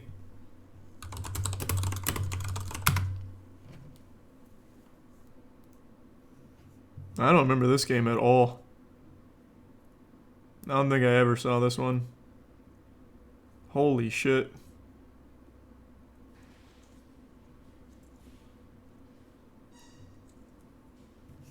Yep, I completely missed that wave.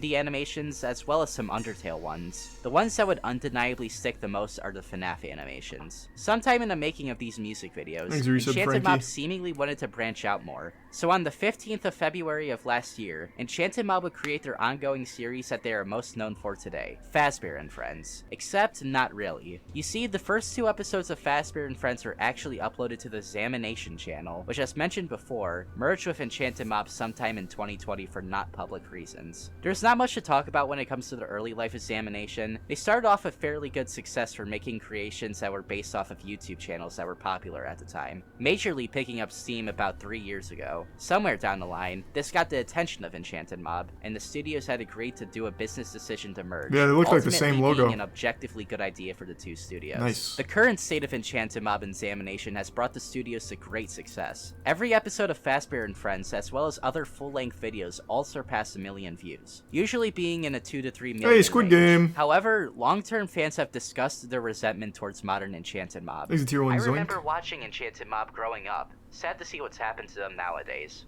I used to watch Enchanted Mob when I was younger. Sad to see them go down this path. It's very funny how the creators of Poppy Playtime have a YouTube channel dedicated to Minecraft FNAF animations for kids. But it really comes to the question, what makes Enchanted Mob different in the eyes of its older audience now than when they were younger? The most obvious reason is just a lot of them have simply grew up. Survive the Night is more than 6 aging years is old cringe. now. It would be obvious to say that a lot of people introduced to the channel would have a more refined taste outside of Minecraft FNAF animations as they got older. It's just a part of growing up. I think you'd be surprised. But even so, as you grow up, you can sometimes look back to things like this and have fond memories of it. What makes Enchanted Mob different, and why is their name infamous to a big portion of its older audience nowadays? Ooh. But first... Man, these wasps have been a real problem in my neighborhood lately. This is the 5th house. Is this an ad break? Is he sponsored by Raid? I should probably look up how to exterminate a Oh, it's actually gonna be a Raid Shadow Legends thing, isn't it? Your data to this house for it was not Oh no.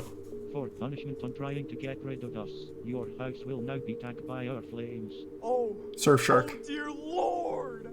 How could I have been so stupid to have let this happen? Was there any way I could have circumvented this?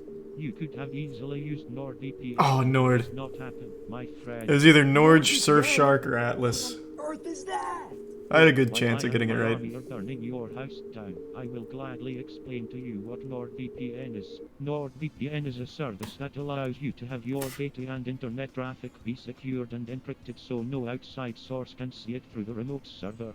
What? So, you're saying this is well done. Had my house burned down by Thanks to Tier 1 Relzen. You didn't get a hold of my data and internet traffic? Not only that, NordVPN allows you to change your region to anywhere. The resub Grievous. You can access region-specific content outside of your location. Meaning if you want to access a show or movie the Prime in Bronzo your country, you could. Or I should say, you should have, because your house is burning down. Not only that, but you can use it on any platform. Yes, even you Linux users. With the speed tests showing NordVPN is in fact the fastest VPN on the market. Enabling it for internet browsing will not be a hassle. Gee, Wasp. My house may be burning down. Yeah, this is internet historian style, and it's well done. Burnt the next time. Even if you are all serial arsonists. No problem. I also wanted to mention that if you use the link below you can get 72% Makes a Tier 1 off Ent. your first payment. That is right. Anyways, make sure you all click the link below to be careful in your research for us, the arsonist wasps. Again, that is nordvpn.com/tags for 72% off your first year. Thank you, Nord. Disclaimer, NordVPN does not condone arsonist wasps. Alright, now back to the video. The first piece of controversy the duo have seemed to have gotten themselves into was the creation of a joint channel. Animation Sins was created on October 2nd of 2017. The channel is made up of a group who makes Cinema Sins parody videos, usually on small animators. The channel's original idea was to give constructive criticism towards animators, while having satirical criticisms for entertainment. Although this concept seems like a fun one, the channel ultimately fell ill to the same blurred lines of what is genuine criticism and what is satirical, just like modern-day cinema. That sounds like a horrible idea. You can see an obvious bias between videos criticized from their own studio to videos criticized by other animators. The channel has remained stagnant for over a year now, so I think the studios have realized this. One reason as to why Enchanted Mob may have been starting to take a controversial path is because around this time, Zach Balancher really started to be involved in the managing of Enchanted Mob. And ever since, Seth's channel would start to head down the path. Alright, I don't know why you keep comparing it to CinemaSins. CinemaSins critiques big movies, like major movies, not individuals. Like, from what I understand, Animator Sins goes for the small Minecraft animators. Those are kids. Those are literal children making the animations. And to just, like, bully them and shit on them, that's super different than a major movie. Like, it's not even comparable.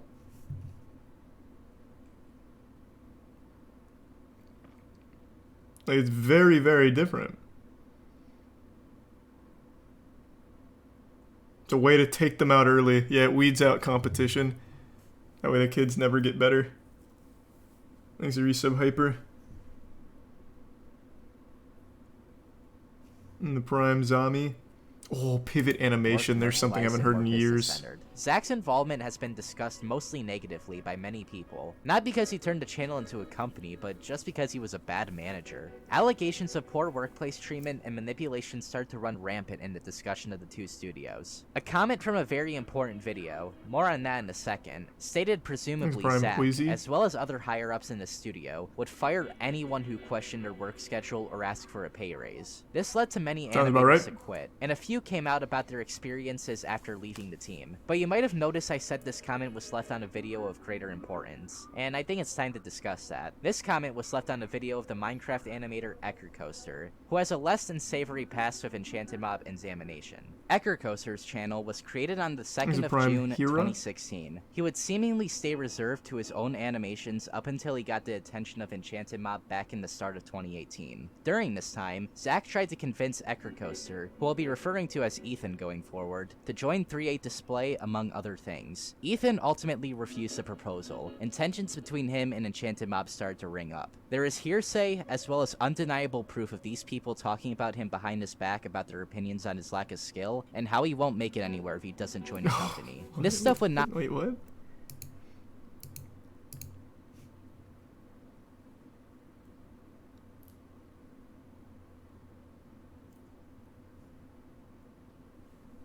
What a fucking weirdo. What?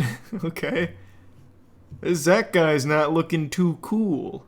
Make it anywhere if he doesn't join the company. This stuff would not look good on its own, but although these people could be seen as rude and somewhat manipulative, I personally don't think they've done much yet to be considered genuinely malicious. Obviously, my opinion on the subject matter was nowhere near mutual to how Ethan felt about their words at the time. Zach would continue to converse with Eckercoaster, getting into an argument with Zach accusing Ethan of stealing their intro. Because Eckercoaster's outro music was used years before the use of it in Build Our Machine, it's still not very clear if Zach was just joking here. He makes little to no effort to backpedal on saying if it was a joke or not. The only explanations here are if it's not a joke, then either Zach is just not too bright and he genuinely believes that Eckercoaster stole his outro. Did you hear about Distortion's run he just finished? He knows exactly no, I didn't. What he's doing and is I know he got the sub 19. But I digress. I do believe that it's the latter of the two options though, and you'll see why. Going forward, Zach and Seth would ignore Eckercoaster's wishes to not have their videos be featured on Animation Sins. Although this makes Ethan sound like he just doesn't want criticism, we have established that a lot of criticisms Animation Sins gives out are not necessarily helpful. And apparently from Ethan's perspective, it only helped contribute to harassment towards him. This would all accumulate to a document released on the 17th of July 2020, compiling all the ways he believed Enchanted Mob and Examination have wronged him in the past. Most of his gripes were targeted towards Zach B, and that is all that I listed Rune off level here 1 throughout run. this discussion. I saw him doing those earlier. I didn't get to catch a full run though. Ever since the altercations of yesteryear, the studio and Ethan have been doing their own separate things. But during this time, both the team and himself have been working on two very big projects. Eckercoaster had been working on the first act of his game, Venge, a FNAF and Bendy-inspired horror game that would have multiple chapters released. The game stayed fairly underground after its release, not really getting the attention of Let's Players or really any sort of big traction at all. The game would stay stagnant after the release of the first chapter, presumably Ethan working on more content for the game in the future. But around October of 2020, Enchanted Mob and Examination came together to form the company Mob Games, a developer subsidiary of Enchanted Mob, which would release their first game a year later. You said Peter and Casco?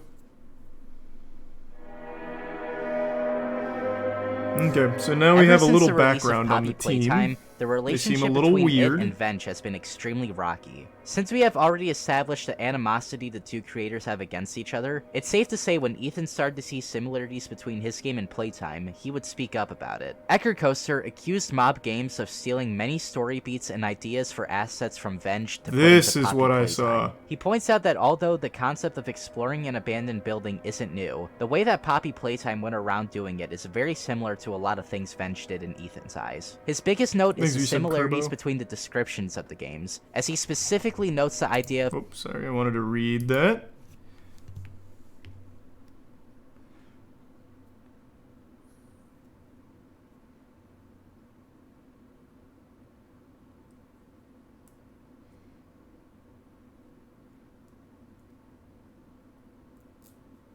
It doesn't really sound that similar.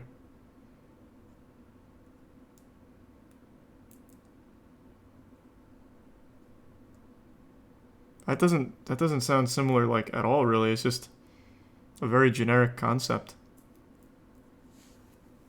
Huh. Alright. Can't say I totally agree with that. Descriptions of the games, as he specifically notes the idea of an entertainment company miraculously disappearing to be a very common trait between the two plots of the games. He also gives examples of character designs and decors that look eerily similar to what you can find in Now Venge. that's a lot more Judging convincing. by the past that these two have, it would be safe to say that this could be more than a coincidence. When this thread was published, many people came into support of Ecker Coaster, many agreeing that a lot of what's been compared seems like blatant plagiarism. There were also a lot of others who were a bit more skeptical about it, stating that both games take heavy beats off of Bendy and the Ink Machine. Although a lot of assets and the plot of Venge can be heavily compared if not be seen as nearly identical to that of Poppy Playtime, something that I feel a lot of people fail to bring up in the discussion of this is Ethan's inspiration off of Bendy. A chapter-by-chapter release, companies that were on top of their respective industries falling out of nowhere, and something that is prevalent in all of these games, character and monster designs that try to cater to the demographic of children by playing into the innocent things turns evil trope that FNAF heavily popularized. Do I think Poppy Playtime saw Venge and decided to copy it out of spite? No. Do I think Mob Games saw things from Bendy and Venge and decided to copy it out of sheer laziness? Yes. The Belanger and Preciado brothers may I don't be know malicious, if I agree with but that. something that I think a lot of people fail to mention is that the staff of Mob Games are probably not that I mean, bad there's nothing really creative about Poppy other than its gameplay. It's just all generic. Like, it's all super simple. I disagree. From what I read on Twitter, it was like a lot more cut and dry. Like, yeah, it looks like they really did steal this dude's game, but here it's like, oh no, it seems like it's just kind of generic. Much like every other big project, the people actually creating I thought the gameplay was borrowed from that are usually guy's just game, given what the which it doesn't creative seem like it director is. gives them. It's the creative decisions that I, and a lot of other people, seem to have a problem with. And for me, these problems outweigh the plagiarism allegations. Poppy Playtime simply has the problem of being a greedy, pandering mess. You have this $5 entry to what is basically a 30-minute tech demo that you can beat in an even shorter amount of time. See, that's a good This complaint. obviously may not be a shock to most, though. Ever since the inception of these channels, it was obvious that they wanted to entertain children. This isn't the case of a content creator, or in this case, a studio, changing their content to be more brand-friendly. Enchanted Mob and Examination have always been Minecraft Center animation channels, obviously having an overwhelming majority viewer base of children to preteens. This I honestly feel is fine. Jalapeno? Something that I feel I mistakenly left out in my horror games for kids video, which precedes this one, is that obviously, making content skewed towards a younger audience is completely fine. Where I and many others start to have a problem is either if these studios or individuals start to pretend as if their piece of entertainment is not meant for this audience. And not even in the it's for kids, but kids don't like being treated like kids, so we'll make it more adult kind of way. Poppy Playtime the game seems like it's trying to be a horror game not meant for children, but everything else around the game is trying desperately to pull in fans as young as 4 years old. This obviously is a smart tactic to do. If you try to cater to every age demographic at once, you will ultimately have a lot more people checking out your product, meaning the absolute most people willing to view it. But as we have seen time and time again, executing this just right is harder than a lot of people think. And soon enough, your audience is going to move on to the next game that does the exact same thing. Because after a while of trying to cater to everyone, you end up catering to no one. Yeah, but the game still did extremely well. I'm a little confused on what the controversy is now after having watched this. So it seems like the people behind it are pretty, I wouldn't even say shady. Like, they haven't even really done anything wrong other than a couple of accusations about workplace culture, which may or may not be true. I haven't read it. But other than that, like, right now I'm walking away from this being like, oh, I guess all that Poppy Playtime drama was a fucking nothing burger. Except for the NFTs, which he hasn't mentioned yet, but he might. The NFTs, I think, is a pretty indefensible point. And $5 for a 30-minute game is a bit greedy, agreed. But I really don't buy the whole plagiarism thing anymore. It's just I thought they, like, ripped the gameplay from someone else, because that was the most unique part about Poppy, was, like, the little sticky hands going around just, like, fucking slapping shit. I thought they, like, stole that from another game, stole the story, stole everything. But it seems like the only thing it has in common is both of those games took place with, like, toys gone bad, which is super generic. Thanks to Tier 1 Ash and the resub Squilliam and Smoke-A-Lot and Faceless.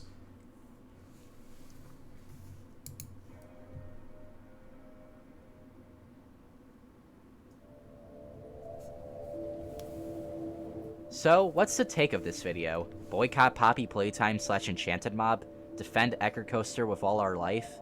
Go around trying to spread the word to as many people as possible? Honestly, I don't really think we need to do any of those things. Enchanted Mob has had a very rough history, especially in its later years. But even though undeniably Zach Belanger at the very least may be a bad person, I have superstitions that the backlash they have been getting, way even before this video, will be more than enough to skew people away from supporting mob games. There is a lot of other things that these studios have gotten into controversy for, like there's sometimes very weirdly sexual animations that remind you are meant to be for a child audience, or most famously, their controversy for the Poppy Playtime NFTs. Yeah! These are also very big reasons to not like these NFTs! people, and I originally had a whole section written about why NFTs are bad, but honestly, I don't really think I need to give you guys that discussion. Neither do I think it's really the appropriate place to have it. Hence why they couldn't really be fit to the greater point that I was trying to make. What I can say, though, is that NFTs are just another example of Poppy Playtime meaning to just be another cash grab game with no long-staying integrity. When or if all the chapters do release, the game will fall into complete irrelevancy, with possible talks of a sequel, but probably never going anywhere. With the first trailer to Chapter 2 being shown just days before this video,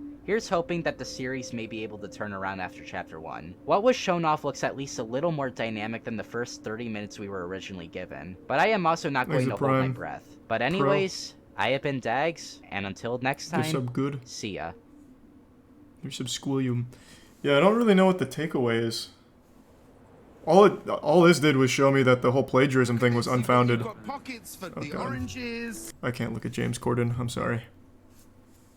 That was a good history of the whole company and everything, though. I didn't know anything about the people behind it. They do seem a little odd. But the game itself now, I don't believe in the whole plagiarism thing.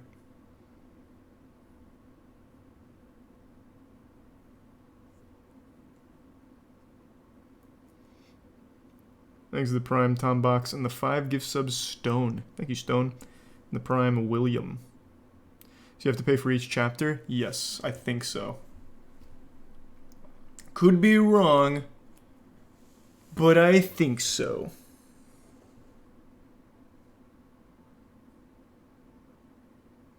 Didn't they cancel the NFT? Doesn't matter. The second someone shows you that they're trying to put NFTs into their shit, it's already too late. Even if they cancel it, even if they backpedal, you now know exactly where their head's at. So once you go NFTs, you don't go back. Thanks a resub, Judge.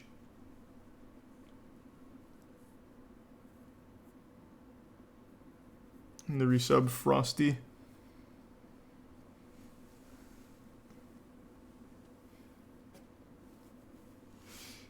Oh, give me one sec. Quick text message.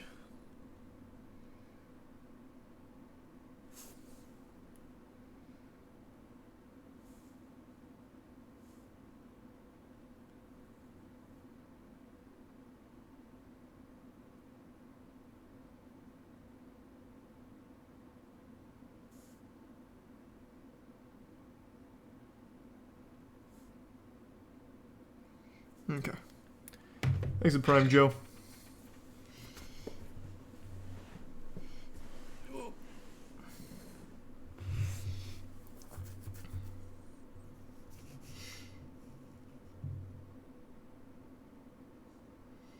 The bizarre case of Girly Chew Hassenkoft.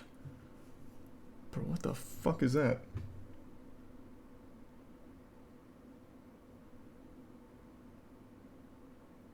This is a resub Inquisition.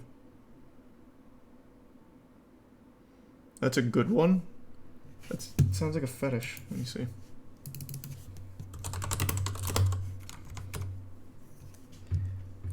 The bizarre case of Girly Chew Hassenkoft.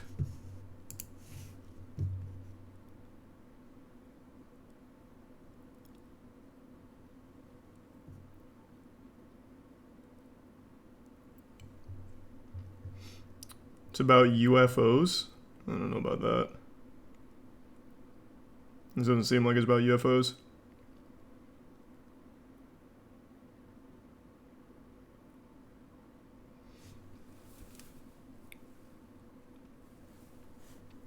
Never heard of this before. Neither have I.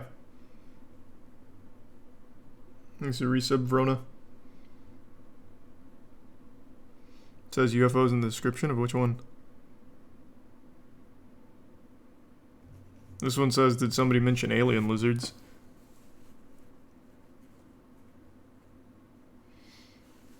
And the second one? What would follow would include UFOs. Huh. Yeah, maybe. Not tonight, though. You watched the new Tub video? No, we didn't. Thanks, resub Besmir. Not yet. Alright, we can do the Michael Reeves video.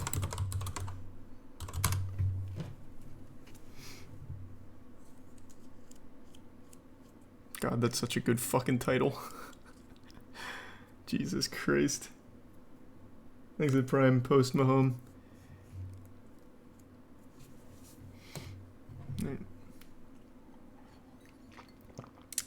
Give me just 1 second though.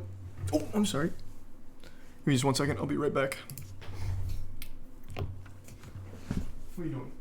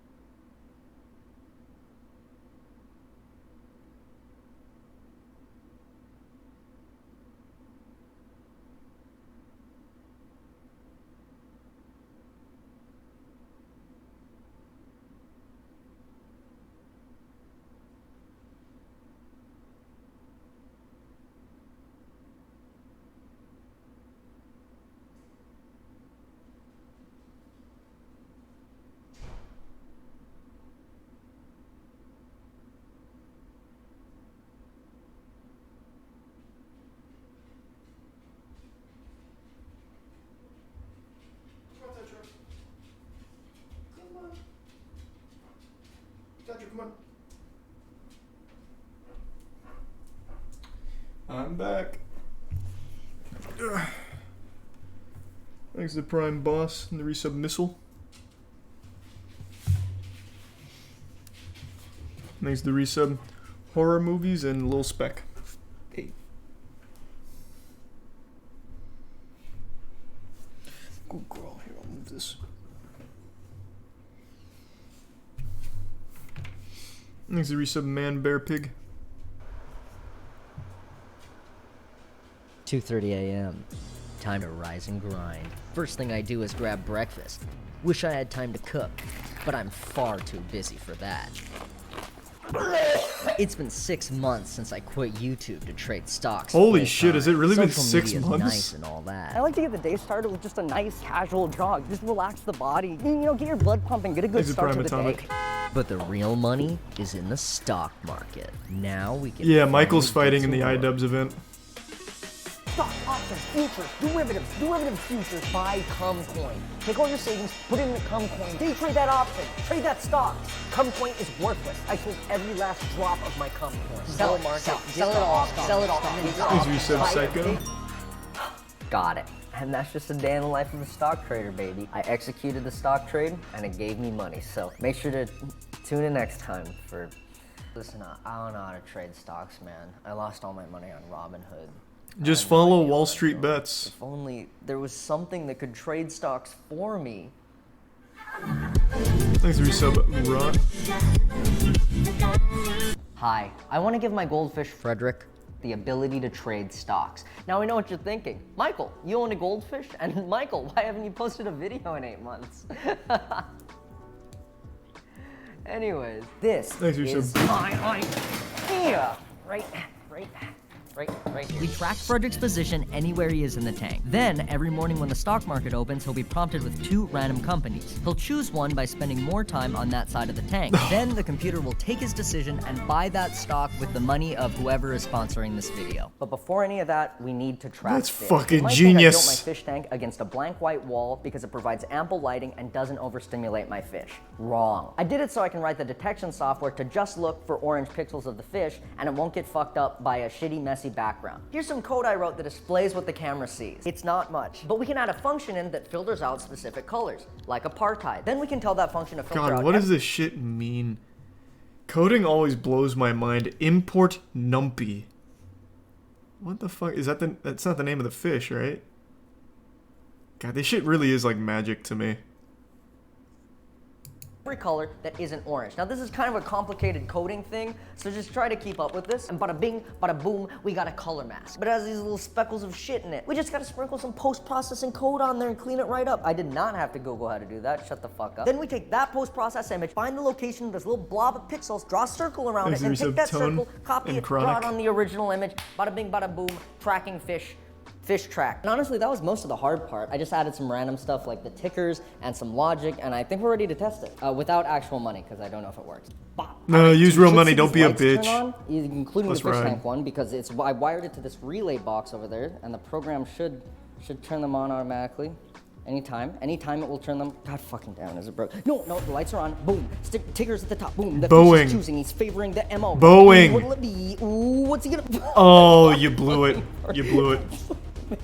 The fish bought stock. Well, I mean, he didn't buy the stock, but like he chose his stock. Well, that was trash. The fish is stupid. Get a better fish. Good, excellent choice. I think we're ready to hook it up to the actual stock market, which is actually going to be super easy. There's like 1 million of these stock market APIs that let you buy stocks with just a little bit of code. I'm going to use this one called Alpaca API. They're all pretty much the same though. And really all I have to do is add a few lines to the fish code, and yeah, I guess we're done. Yeah, Frederick can start trading stocks anytime. I'm going to go upstairs and start it. What is that? What is Resub D and Orzo? Bets? Hey, there we go. Bets is a subreddit for dipshits who try to get rich quick on meme stocks. We like the stock. We like the... Like this idiot who recorded himself losing $50,000 in 2 seconds. Their investments are not. That one's a classic. They're based on memes and tendies. Oh, that one's so good. Fucking geniuses. Their stocks only. So obviously you didn't cover that whole thing, but we watched the video on the history of that one. This dude had so much money that he earned from a Wall Street Bets meme stock, and he's like, but I'm going to hold until this particular time in this day because I know it's going to really moon. He had something like, thousands upon thousands. It was a lot. He's like, I'm holding until then. I'm doing it. This is my big ticket. This is millions.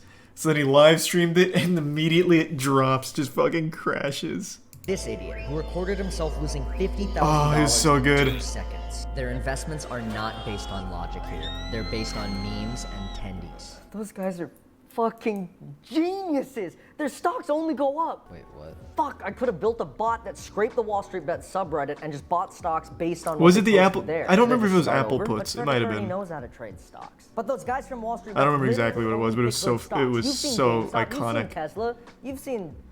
You saw Frederick in there. He was fucking incredible. Just stick to the plan. Wall Street Bet said it would be free tendies. What do you not get about free tendies? I don't know. I wish, like, if only I could make both and then pit the two systems against each other in a super sick competition of fish versus man to see which one makes more money.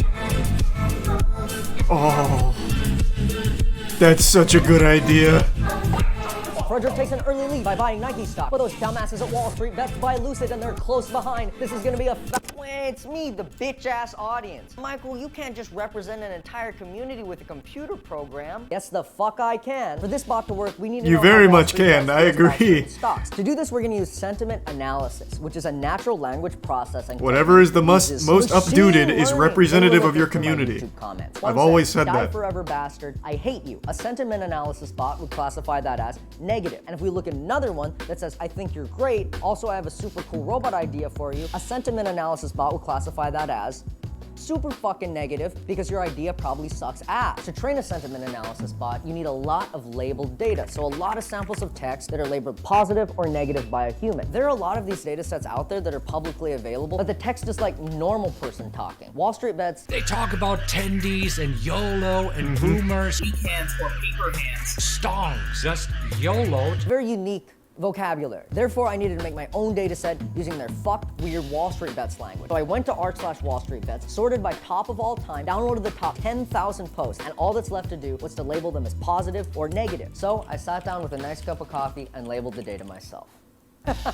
No, that would have taken 4 or 5 hours. That's fucking stupid. Instead, I spent an entire month learning the React web framework and building a website that would allow users to log in and label the data for me. Then I tweeted asking Wall Street Bets members to give me their Reddit usernames. I then plugged those usernames into the Reddit API, got the top 10 accounts with the most Reddit karma who were active on Wall Street Bets. Those 10 people labeled 1,000 posts each, 10,000 posts total, and created the data set for me. And that's how you turn a 5-hour task into a 1.5-month task.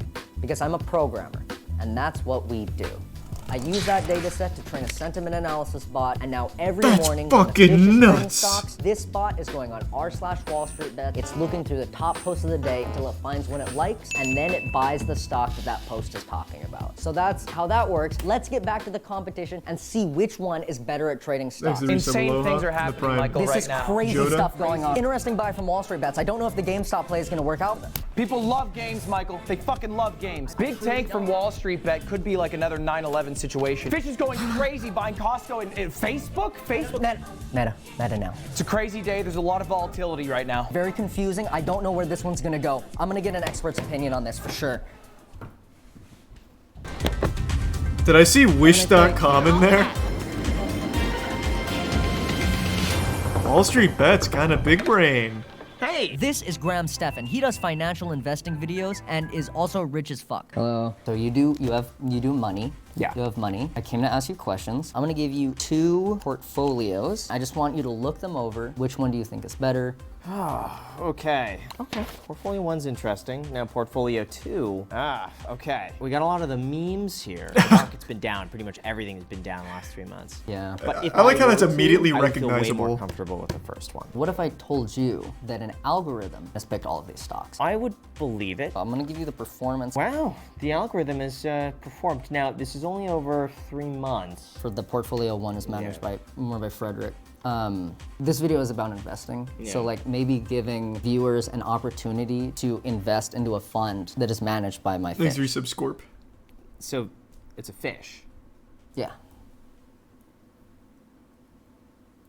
I'm back. Things have been going crazy. What did Graham say? His money is on the fish. Peaks and the valleys for Wall Street's bets. It's better than bigger than anyone. They can win. But Graham's money is on the fish. I fucking hate you, Graham Stevens. Big fall. What the? Oh. What is that? It's not looking good for Wall Street Bets right now at all.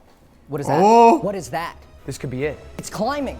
It's the comeback. It's climbing. It's to the moon. It's gonna break through, bro. It's gonna fucking break through. This is like the most Wall Street Bets thing ever. The fish won! Let's go back! Let's fucking go, Frederick! Fuck you, Wall Street Bets! Get shit on by a fish! Fucking go! I wonder how they feel about this. Oh, wow.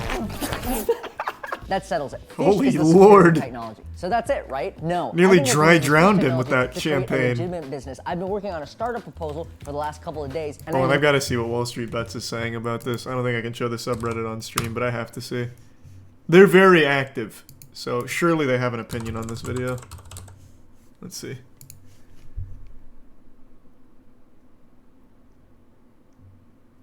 Top post, we lost to a fish. Oh, they're handling it really well. If we wait long enough, the fish will die and we will win. Nice. Fuck yeah. Wow, they handled this a lot better than I thought they would. I don't remember when, but I remember I checked here after some kind of news broke about Wall Street Bets being inefficient, and they were on some like hard copium. But this is a more lighthearted video. So they were able to take this in stride. Even if this video didn't exist, I'd still have put my money on the fish.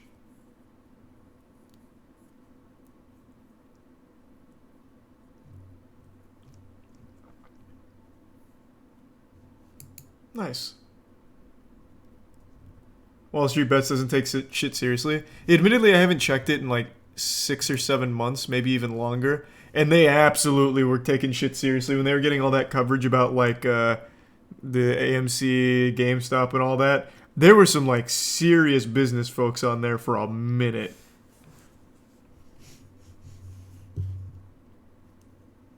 Meeting set up to try and get some investors, so I'm gonna... It's like a venture capitalist startup meeting. Except it wasn't that at all. It was like this weird fucking hype house for startup founders. So each one of these people has started their own company, and the management has allowed me to pitch my startup idea to them. Hello everybody, my name is Michael. I'm here representing Reefly, it's a small fintech startup. You've seen it all happening already. Articles like this. A lot of inexperienced people are losing money in the stock market. That's where Reefly fits in. We have a couple of algorithms going. WSB, mainly sentiment analysis. The second, Fish, tracks analyst movements. WSB is performing well below market average, but Fish is outperforming the NASDAQ by some 13% last quarter. Honestly, the main reason I'm here is because of the performance of that Fish technology. It's performing very well, but generally, we think it can be performing even better. Pretty sure it comes multiple down to fish. Tank health, clarity, like of the water. We're probably going to be improving food and like better filters in general. Oh, I already covered that. We need to know how long the fish can perform. Looking into the data, the lifespan of this species is generally around 8 to 12 years. We think that with better water, wait, 8 to 12 and more years? attention to the food, we can get it. I thought it was like 8 to 12 months for goldfish. The fish's name is Frederick, and that. Thank you. Do you have any questions? I have a lot of questions. So the fish is determining your stock picks? Yeah, it's fish. It's fish is the idea. So we've got a front-facing camera. The fish is prompted with 2 stocks. Whichever side it spends more time on, just that stock. Do you have any more questions? You know, not everyone can see the vision, and that's okay. I'm not. It's not like I'm mad. I'm not mad or anything. Fuck! Why don't they understand? Fuck! Thanks to the Prime. Reds. I guess the world just isn't ready for this technology. All I wanted to do was get super fucking rich. Oh, I'll check that out, maybe the testicular. I don't deserve it, but I think I know someone who does. So I sold all the stocks in the portfolio and withdrew the money. This is the exact amount of money Frederick has made so far, $1,007.59. Can you believe my goldfish made this? And then I went back to where I got him. I got him from this tank. And now he's doing such big things. Excuse me. Yeah, he's so much more successful than the other fish. Awesome. I will grab this. What about food? Stuff like this. Oh, that's some fancy shit. Go. The rest is for Frederick. Sorry? It's for Frederick. The rest of it? Frederick? Yeah, the rest is for Frederick. You can keep the rest. Frederick made it. Thank you. Wham, Michael, why did it take you so long to make the video? I don't fucking know. It feels like I blacked out for 8 months and still somehow managed to procrastinate the video until the last minute like a dumbass. But hey, still faster than internet historian, baby. That's what matters. True. And as for Frederick, he made enough money but to he's retire. coming back any He'll day live out now. The rest of his days in fish paradise.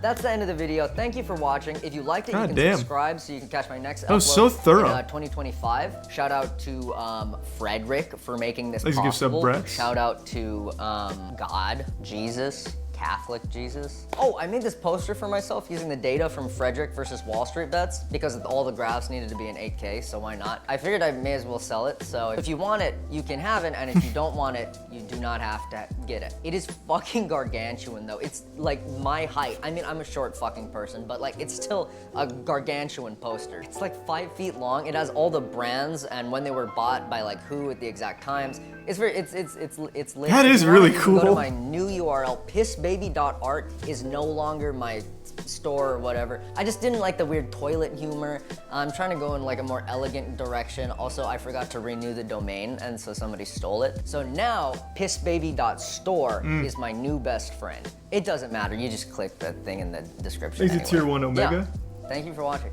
Yeah, okay, goodbye. See you in a year. God, that was good.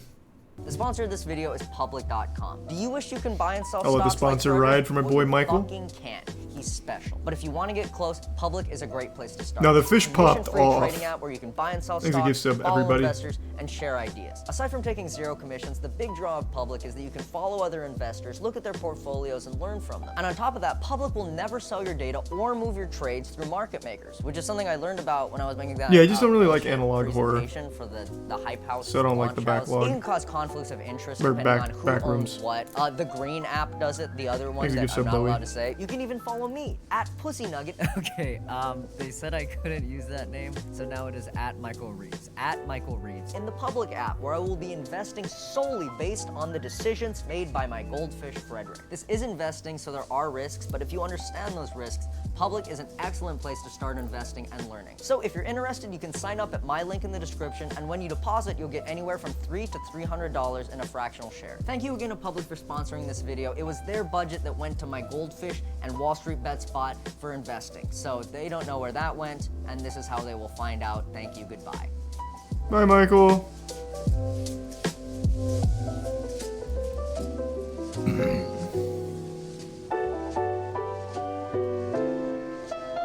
Do men in love with cars? I think we've seen that. That's the guy that like ejaculates on the camera crew's like truck when they're asleep, right?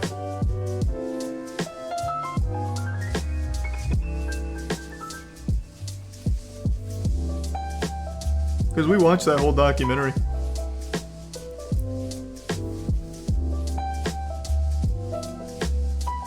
It's crazy how many people don't remember that. I guess it has been like 2 years now. I thought he was speaking in an extended metaphor, and I was like, I love how trained his mind is. Thanks to tier like, one, so what intensely tier this 1 analogy wishy? of the like the fish to his algorithm. Yeah. And then I was like, oh my god, it's a fish. That's cute.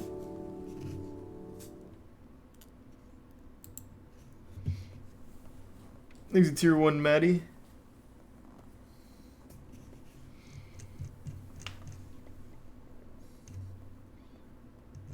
No, like I said, I just don't like analog horror. Just not for me.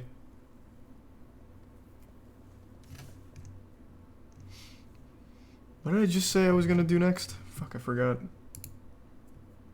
God damn it.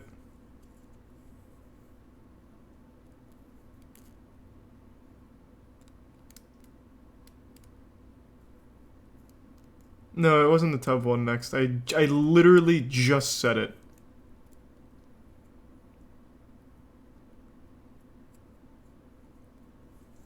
God, fuck. What was it? Thanks, a resub Kilo.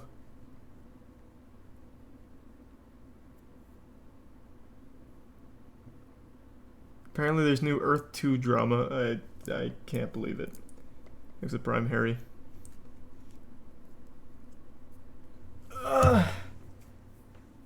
The nutting on the truck. No, man, we already watched that documentary. It was right before I brought up that guy who ejaculates on cars.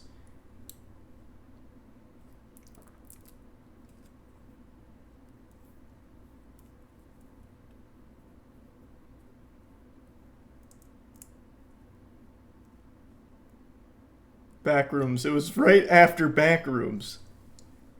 Or maybe I didn't say it. Maybe I just saw it in the chat and I was like, oh yeah, I forgot that came out. Fuck. Why can't I remember it?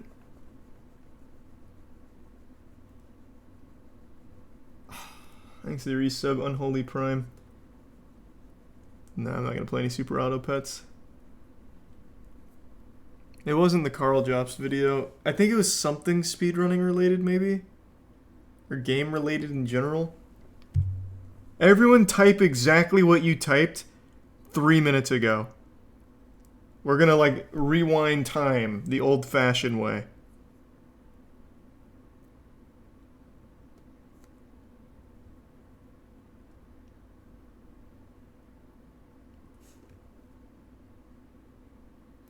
Ancient which you said Ancient What the fuck? No, man, we can't watch Ancient Aliens. I wish we could.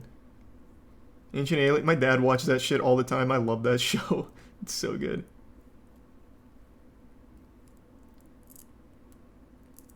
It was not the goddamn car fucking guy. Stop saying that. It was right before that. Oh, this is gonna make me so upset. Oh my god, this is gonna make me so upset. Thanks to the resub sweatshirt.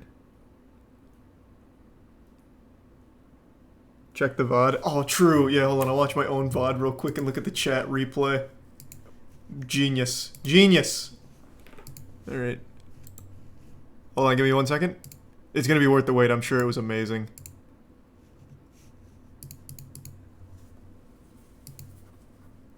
Okay, here we go. Let's see.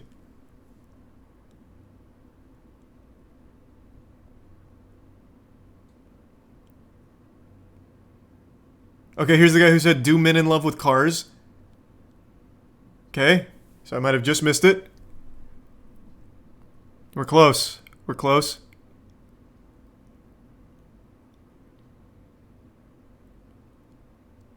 Come on. Where are you, you son of a bitch?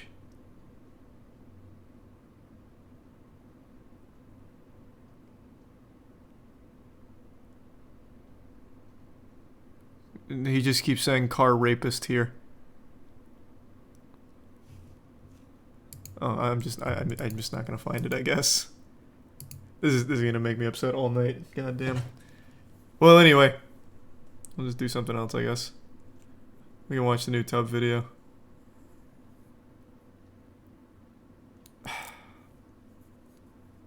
I really should have just typed it into the search bar. This happens all the time.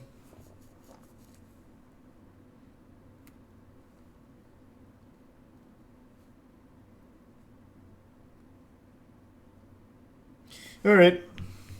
Worth a try. I'll look at the Earth 2 drama real quick though, just to see like the gist. Earth 2 CEO calls out the YouTube shadow cabal.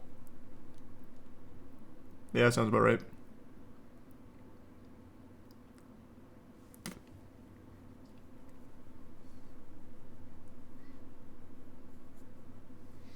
Thanks for your subsentations and Animaniac and Slick. Let's take a peek. Shane Isaacs, the leader. Oh, I thought I just had a brain blast there for a second. Hold on. It's gone. Of the Earth 2 Metaverse project personally called out Callum Upton, a popular metaverse and cryptocurrency YouTube critic. Shane was fed up with Callum constantly belittling the project and challenged him to do it better in only 7 days. And the 10 gift sub Sego. Thank you, Sego. Ladies and gentlemen, welcome. Appreciate I'm it. Josh Drive-Hayes. Back in 2021, I made a video called Earth 2, a planet-sized scam MMO. True. Where I followed Good the video. Earth 2 project, a supposed metaverse, the building of a virtual reality mapped to a one-to-one recreation of Earth. They were selling tiles on a grid. In the future, they said, you would be able to build on these tiles. Is there one start and players would be able to create whatever they wanted, from items to avatar clothes to entire game modes. But what actually is the game? Even the Earth 2 Discord doesn't seem to know. Everything has been promised, from a planet-sized sim city to a first-person shooter to a Rust-style survival game. People have told me everything from it will map the molecule of every bit of water on the planet to you'll be able to generate electricity to you'll be able to build a house brick by brick. People tell me this is going to be the most immersive video game ever created. A lot has happened in the last few months, not with the Earth 2 project. I did not see that, still pretty Samboni. much unplayable, but with the drama around it. Before we dive into this virtual insanity, a big thank you to all the supporters on Patreon and Twitch who keep the channel going. More info on this at the end. For now, no, this game's amazing. Since the Earth 2 project well, not the game so much, but the story around it. Many months ago, it's a giant other scam. YouTubers have started to take an interest and have made very informative videos about it. You've got Kira TV, Big Fry TV, Sid Alpha, Upper Echelon Gaming, myself, and Callum Upton, all questioning the claims, methods, and general progress that the Earth 2 project has actually made over the last year. Now, it's vital to understand none of these YouTubers, including myself, win anything if Earth 2 fails. In fact, we'd all be pretty damn thrilled if it worked the way they claimed it's going to work. That's a good point. A virtual world of unlimited possibility sounds amazing. Indeed, it sounds like the stuff of science fiction, and that's our main concern, the fiction bit. The claims Earth 2 are making, both on scale and mechanics, are wildly beyond. That's what it was, the God of War thing. And when Thank you combine this with the fact the project has many monetization methods attached to it, while still showing no actual gameplay, we're beginning to think the focus might be a new finance system, not a new game. It's again vital to understand none of the YouTubers critical of this project hate the people supporting it. It's not us against them. It's True, I feel bad for them. Me. It's us as player advocates wanting the players to get what they've been promised. I'm not a hater of the idea of the project, I'm a harsh critic of its current reality. I believe extraordinary claims require extraordinary evidence, and so far you've literally promised the world and given us a map with a grid on it. That's true. And the subreddit fucking loves it. Let's see what they're saying, actually. Let's take a peek. This is like a place for concentrated delusion. Alright.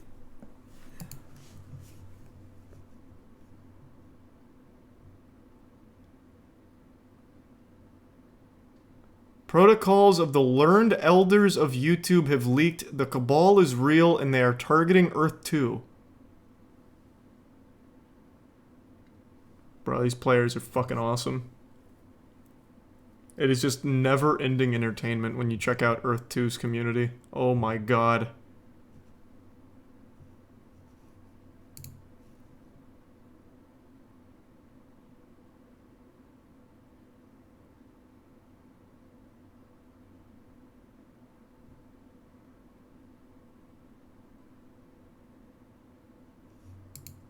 That's so fucking good. What about the site itself? Last time we checked, someone had spent like $300,000 owning like a road or something, right? I wonder how much more money it's generated. Let's take a peek. And we'll do it over here so we can all look together. Buy and trade virtual land. Oh, wow. Did it always look like a nutsack? Or is that new? I don't remember that. It did? I don't remember that at all. Alright. Check out the leaderboard. They gamify spending money. It looks about the same as where we last saw it, I think. Roughly. At least the names, I think, are.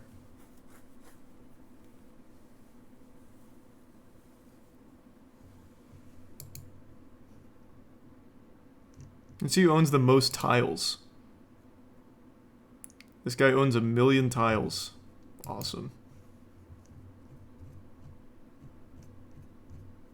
Yeah, let's check out the buy land option. Alright, what do we want? Where are we? Here's like a soccer field. This is all owned by... Who owns this?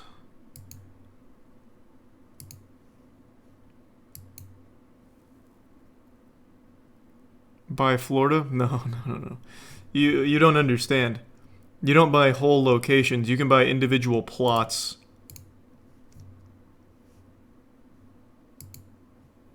It used to say who owned it over here. Maybe no one owns that one.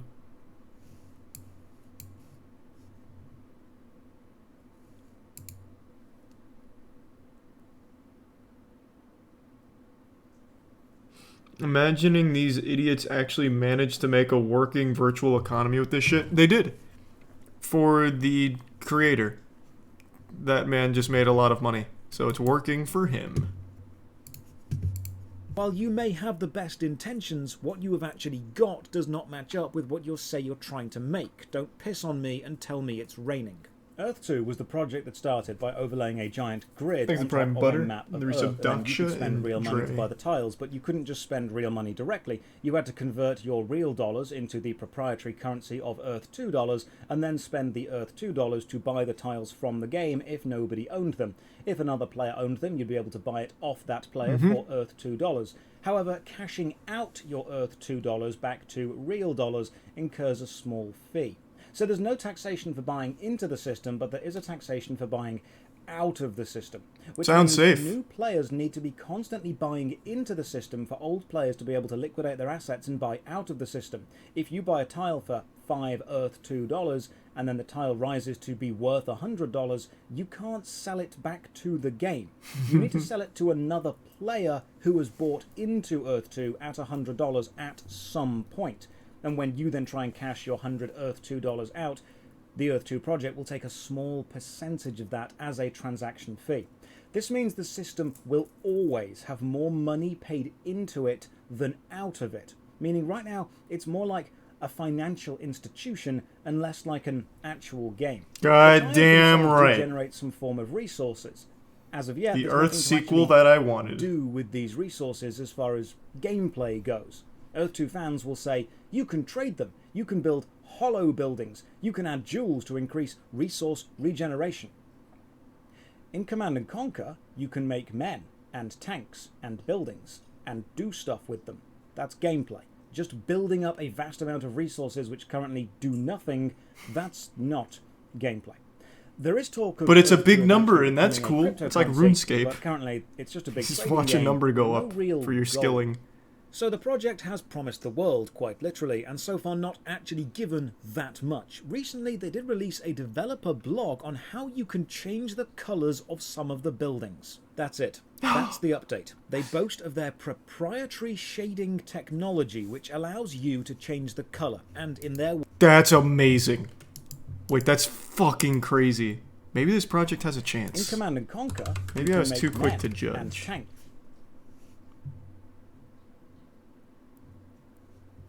Where is it?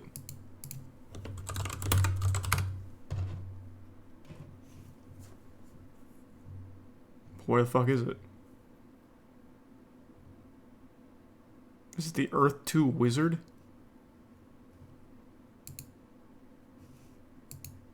Yo, hello everybody. How you doing? So we're getting ready to watch this 7-day challenge thing with Cam Upton. I have to be kind of quiet right now. I've got some cats doing crazy things in the other room. So basically, we're here with Callum's. That's what. So what happens? And then, Shane is typing. Just that. They're right ahead. I usually stand by my builders, and they're just they're right ahead. What's going on? Okay. Well, that's confusing. Where is their channel? Earth 2 vlog number 2. Oh, first phase. I thought it said final phase.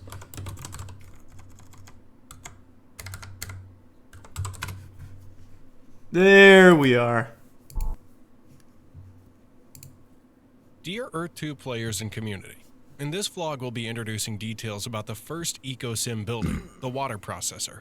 This is the first building of many we have designed and plan to showcase over coming weeks and months. Initial showcases will focus on buildings being visually represented in their Phase 2 model format, pertinent to the Earth 2 ecosim. Damn, no one supports it anymore, it seems. Excitement that over time, our showcases will proceed to reveal other buildings such as houses, shops, skyscrapers, transportation stations, educational facilities, marketplaces, social hubs, vehicles, and more. It's important to note that our tech solution not only accommodates... So does anyone still believe in the project then? Like, even the comments now have turned on them, just laughing at them. Is there still real Earth 2 enthusiasts besides the couple weirdos on the subreddit?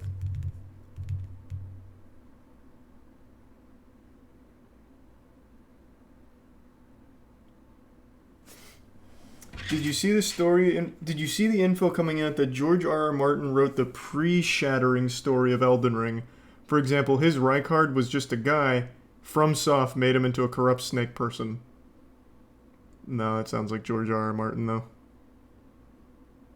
Their Discord is crazy? Okay, so they do still have some believers. Words, the metallic or dielectric material. So they've got color customization.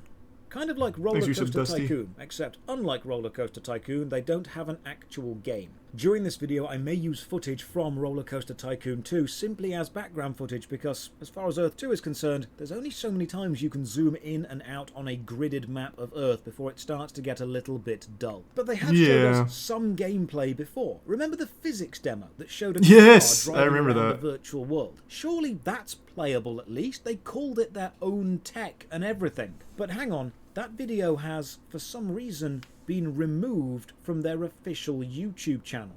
Why would you remove a video of the only gameplay element you've actually shown so far unless it wasn't actually in the game? All the criticisms recently... Oh, that sounds like a conspiracy. Isaacs, the CEO of Earth 2, clearly reached boiling point. In a recent devlog, Earth 2 showed off the new biome tech, and Callum Upton made a video stating he could probably have made that tech in about 30 minutes. So Shane responded and called Callum out personally via both tweet and YouTube video. In the video, Shane has challenged Callum I bet he crushed it too. The biome tech in 30 minutes, but to try and recreate a project almost as big as Earth 2 in 7 days. And he's given Callum 7 rules for this challenge. Shane has said he is willing to pay Callum $10,000 if Callum can achieve all of these 7 rules. Make it 100. In 7 days. After this tweet, Shane went on a bit of a torrent of tweeting, including making references to an apparent shadowy cabal of YouTubers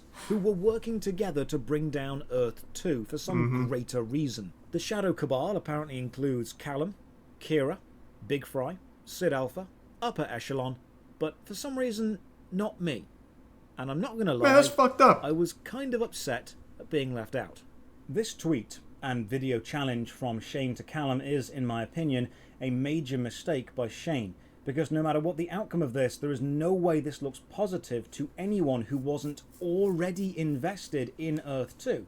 Yes, the hardcore Earth 2 fanboys are going to say this is a genius move by Daddy Shane, but anyone looking in is going to see it. Is there any hardcore fanboys, if Callum though? Does hit all 7 requirements for this challenge, he's proven that one dude in his room can achieve as much as almost a 60-person team can over 3 years with millions of pounds of funding. If Callum only hits... There's no way they have a 60-person team. 7 rules, it's still showing that a vast amount of progress can be made by one guy in under a week. And if absolutely none of these rules are hit, but Callum gives it a damn good go, Shane has shown that he is more interested in spending time calling out a YouTuber than he is creating his project. If you want us all to shut up about how your project isn't delivering what it's promising, you don't need to make us do better, you need to just deliver what you promise. If your way of dealing with critics is shouting, well, you do better, eventually one of them will.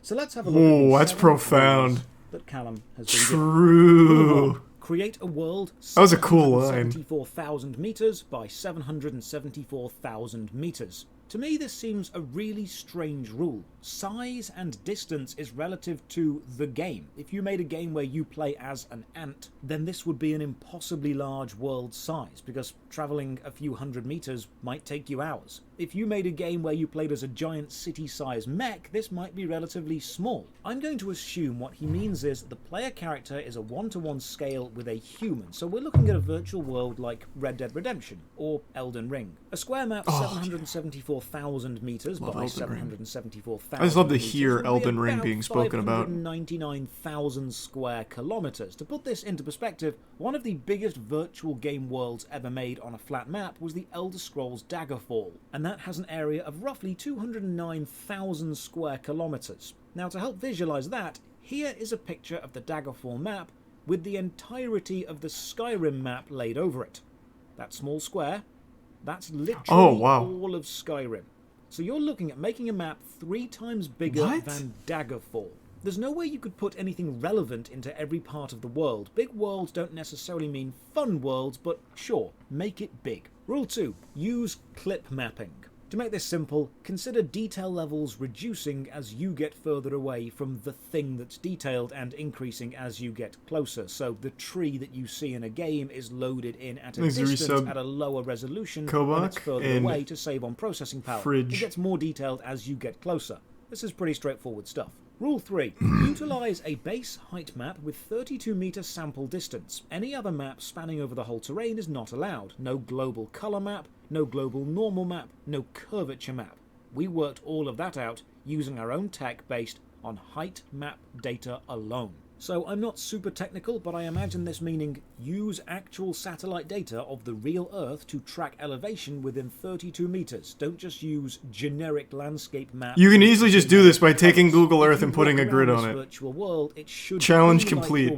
Fuck your rules. It's the same thing.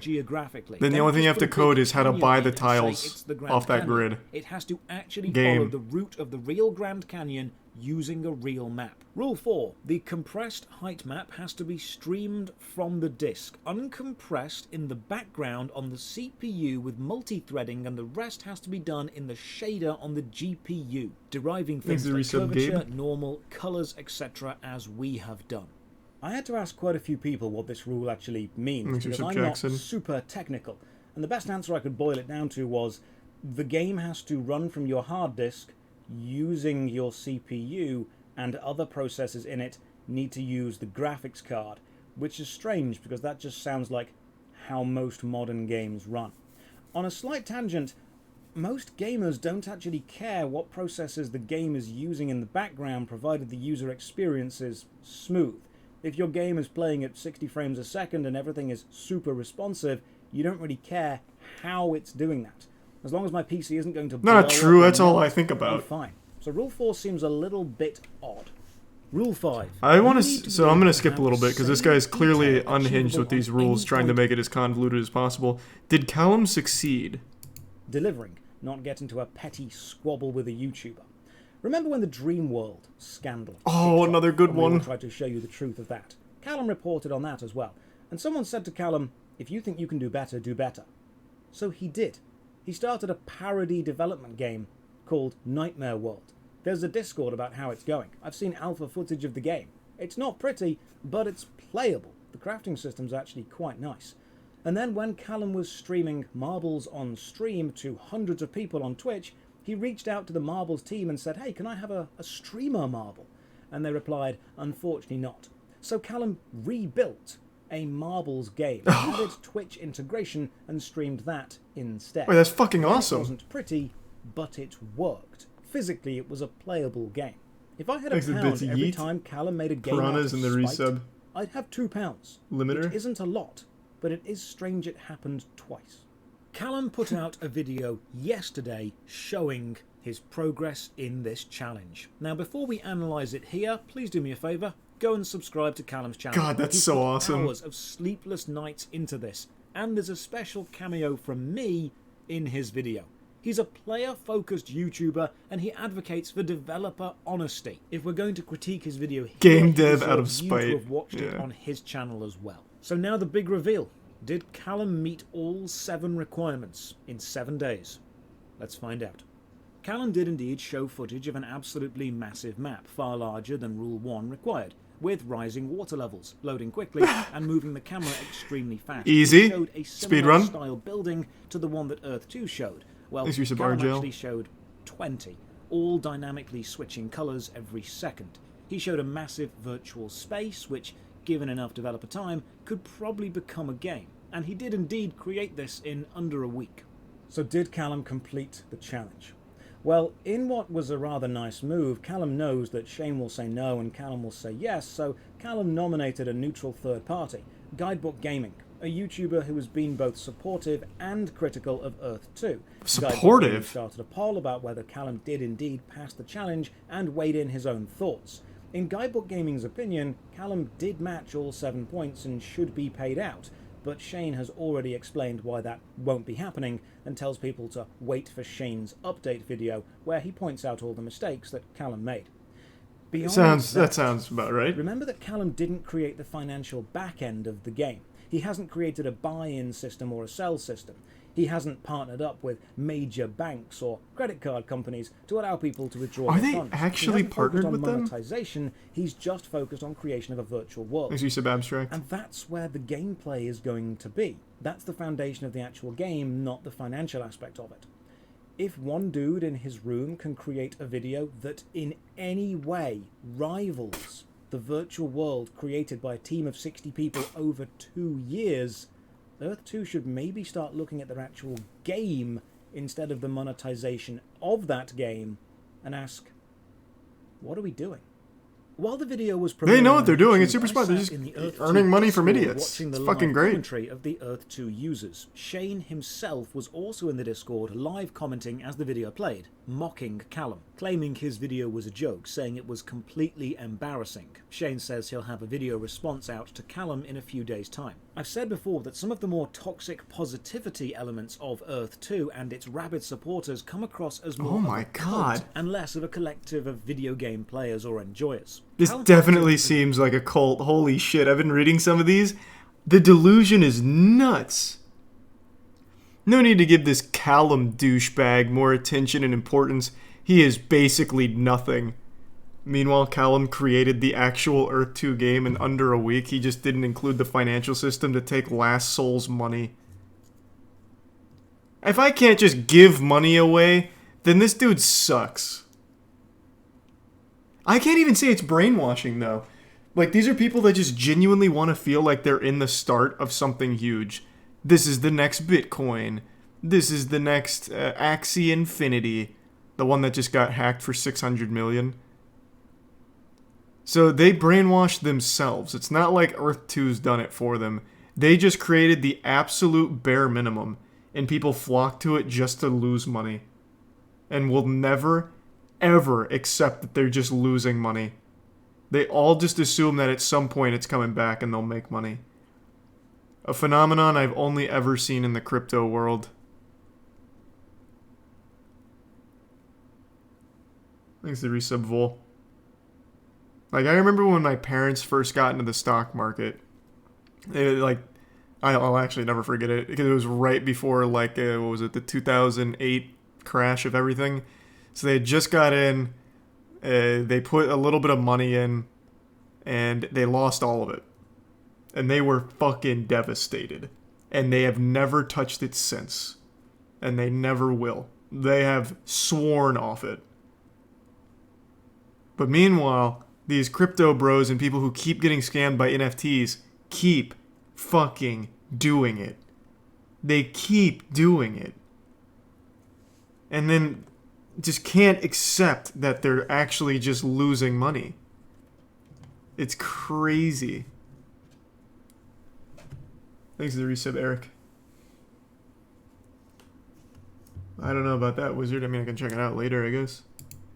Guy in a room making videos which question the legitimacy of projects claiming the world and not delivering. Shane Isaacs is the CEO of a multi-million-pound metaverse company claiming to create the next greatest step in human virtual existence. If Earth 2 could truly do what they claim within a realistic timeframe, they wouldn't need their CEO putting time aside to get involved with YouTube drama. They just need to show what they've made. Imagine the headline, multi-millionaire CEO of metaverse financial system Earth 2 gets into YouTube dissing match with British guy. It doesn't exactly paint Is that true, Imagine? Send me an email. In a good light. No matter cool. Who was correct, you look petty. I've said multiple times, this isn't you versus me. It's not tribal warfare. Good point, it's whatever the players need to get them to the game they are promised. There's no ego here, but this is turning it into tribal warfare, and it's not going to work well for you. You've asked people to pick a side, and you've asked them to pick between plucky young developer trying their best in their own room looking out for the players,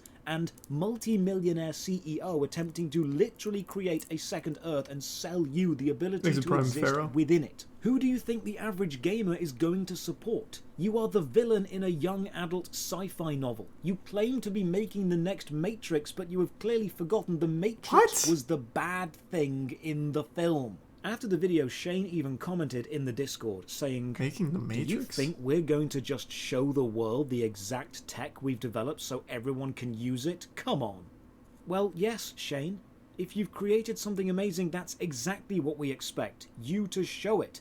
You can't tell someone, hey, make something amazing, and when someone says, have you made this? Reply, yeah, but I'm not gonna show you. YouTube drama normally stays between YouTubers because it benefits both sides, and I'm sure that Shane understands this, but Shane is also a multi-millionaire CEO of a company claiming to create the next virtual step in gaming. It comes across as petty to dedicate all of your time to this. If you want to shut us up, the critics of Earth 2, all you need to do is show us that you can do what you say you can do. As gamers, we're tired of being promised. That's so reasonable when the game too. Comes out, those things just aren't there. Shane has Like, how does the actual brain dead Discord disagree with that? Like, no, Shane has a right not to show us the game that we're wasting our money on. Shane doesn't have to show us anything. We'll continue to just keep giving money to something that we don't even know if it exists or not. This is outrageous to say that he needs to show us what he's working on, that we're investing in. Like, how can you possibly take a different side as someone who's actively putting money into something that you can't see? That's crazy to me. Let me read this.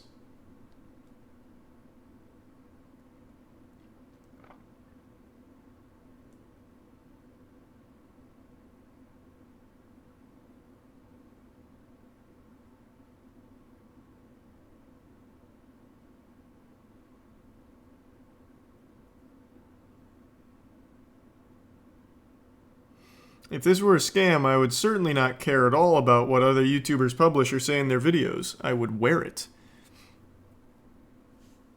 How? Why? Why? How does that somehow, like, prove any innocence at all? This is a scam, and you do care. And the reason you care is because as more people call it out as a scam, you make less money in it. Like, it's super basic stuff here, Shane.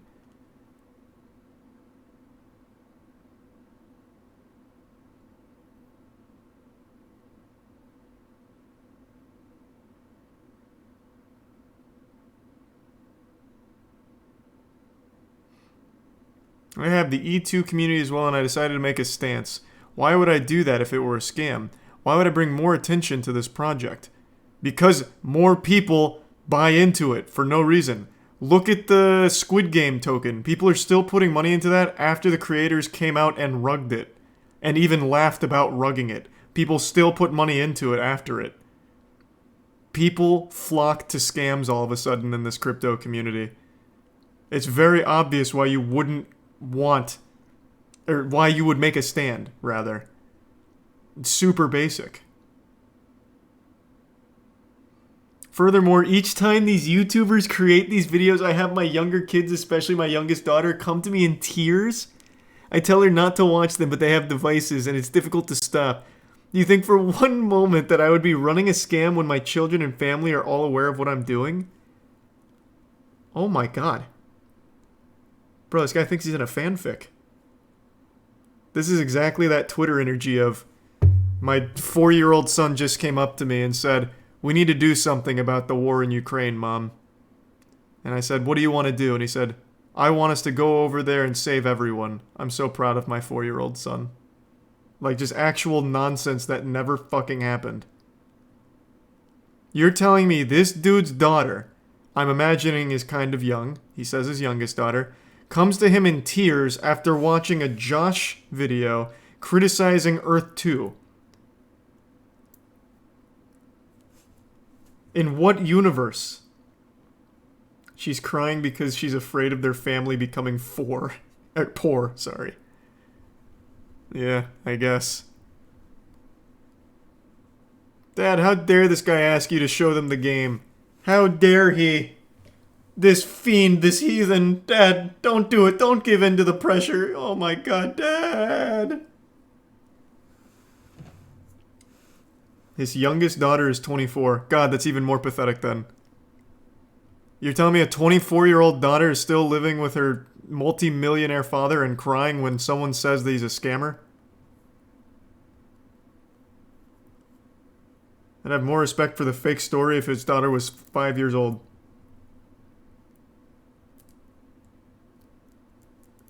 There's the Prime MT. And the gift sub medal.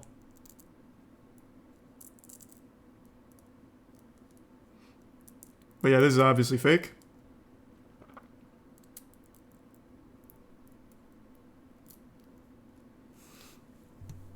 That's him because Shane has a family and his family see these videos. They have access to YouTube and they start to question, is the project that Daddy is working on a giant scam? And that makes them upset and that makes him upset. If you want all of us to support you, Shane, which we're happy to do, just show us that you can do what you claim you can do. Show us this proprietary tech that you've created. Just show us the game. Hide it behind big fancy words. Use simple words that simple dummy YouTubers can understand, and I'll look at it and say, yeah, that's impressive. But until I see proof of the game that you claim to be creating is actually created, then I'll remain extremely skeptical. I've linked Callum Upton's video in the description, and I highly recommend you go and watch it. Another massive thank you to all the supporters on Twitch and God, Patreon Earth 2 is who the keep gift that this keeps on channel giving, going. man. And as always, until I see you on Earth 2, have a great day in Earth 1. Another banger from Josh. Let's see the video from Callum. And imagine that you have this, at best, mediocre programmer who has the bark of a wolfhound and the bite of a butterfly.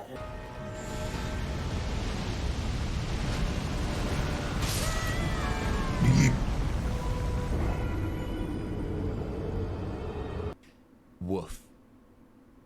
1 week ago, I put out a video critiquing Earth 2's first devlog. Whoa, that's in this devlog, Earth 2 energy used a lot sword's really of cool. technobabble and a lot of flowery language to describe the very basic things that every game developer uses.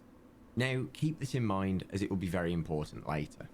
In response to my video, Shane Isaac, CEO of Earth 2, challenged me publicly to stand by what I said in my video. Therefore, Callum, He kind of looks like Jablinski Games. to do just that. Go right ahead and do it. I personally stand by my developers and their ability and their integrity, and I'm willing to fund this. So we know challenge how it $10,000 ends. He to did yourself succeed. or a charity of your choice. This But is how your did Shane chance say that he to failed? Back on our face, Callum, and prove to all your followers that you spoke the truth in your video. I have 7 days to recreate what I criticised in that video. Shane went on to give a list of 7 requirements that I have to meet. 1. Create a world with 774,000 meters by 774,000 Shane still hasn't made his meters. response yet. 2. Use clip mapping. 3. Utilize a base height map with 32 meter sample distance. Okay, Any so of we the did maps see him spanning over the succeed, whole which is terrain this here. So here you see on screen that I also recreated that. Simulating around 20 of these, all having their colours changed every second on the fly in real time. It is nothing special. Your challenge never made sense from the beginning. Because the burden of proof falls entirely on you. Me saying to you that you don't have something, the easy response is to prove that you do. If you have it, that's a 30-second job, right?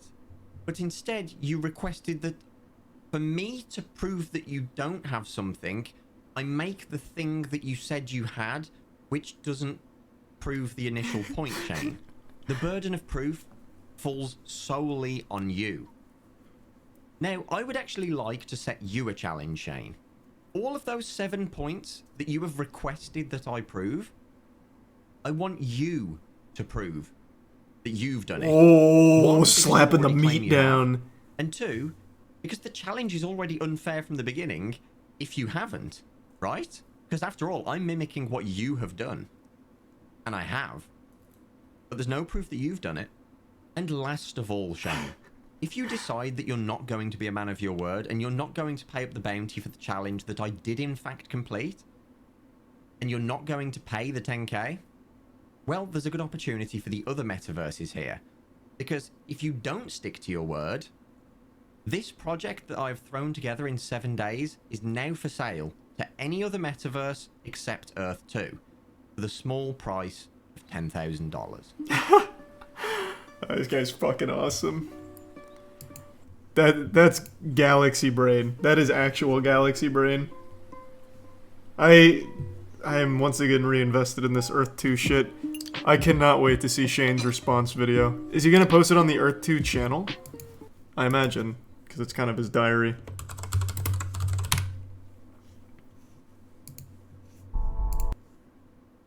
Well, no, because he didn't post the challenge here. Where's it? Where do I see it? He had a different channel for it for the first one, right? This one. Yeah.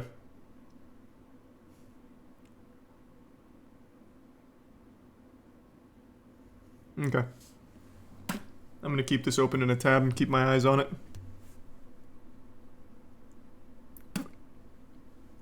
Thanks to resub Ashley, Grease, and the Prime Storms.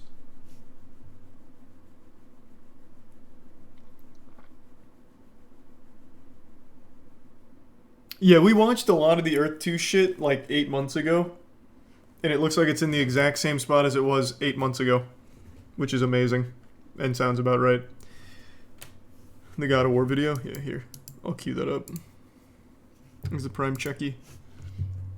Who was it from again?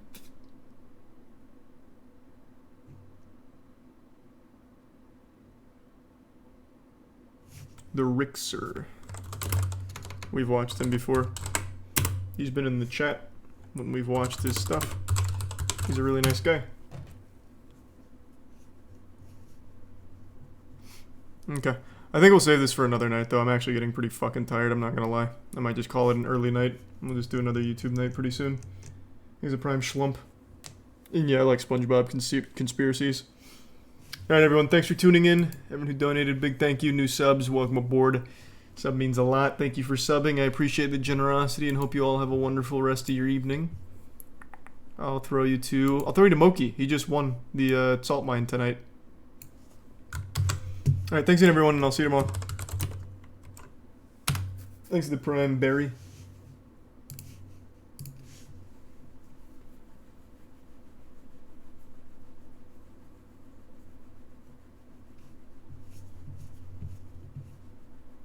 And the Prime Fish and the Resub Taco.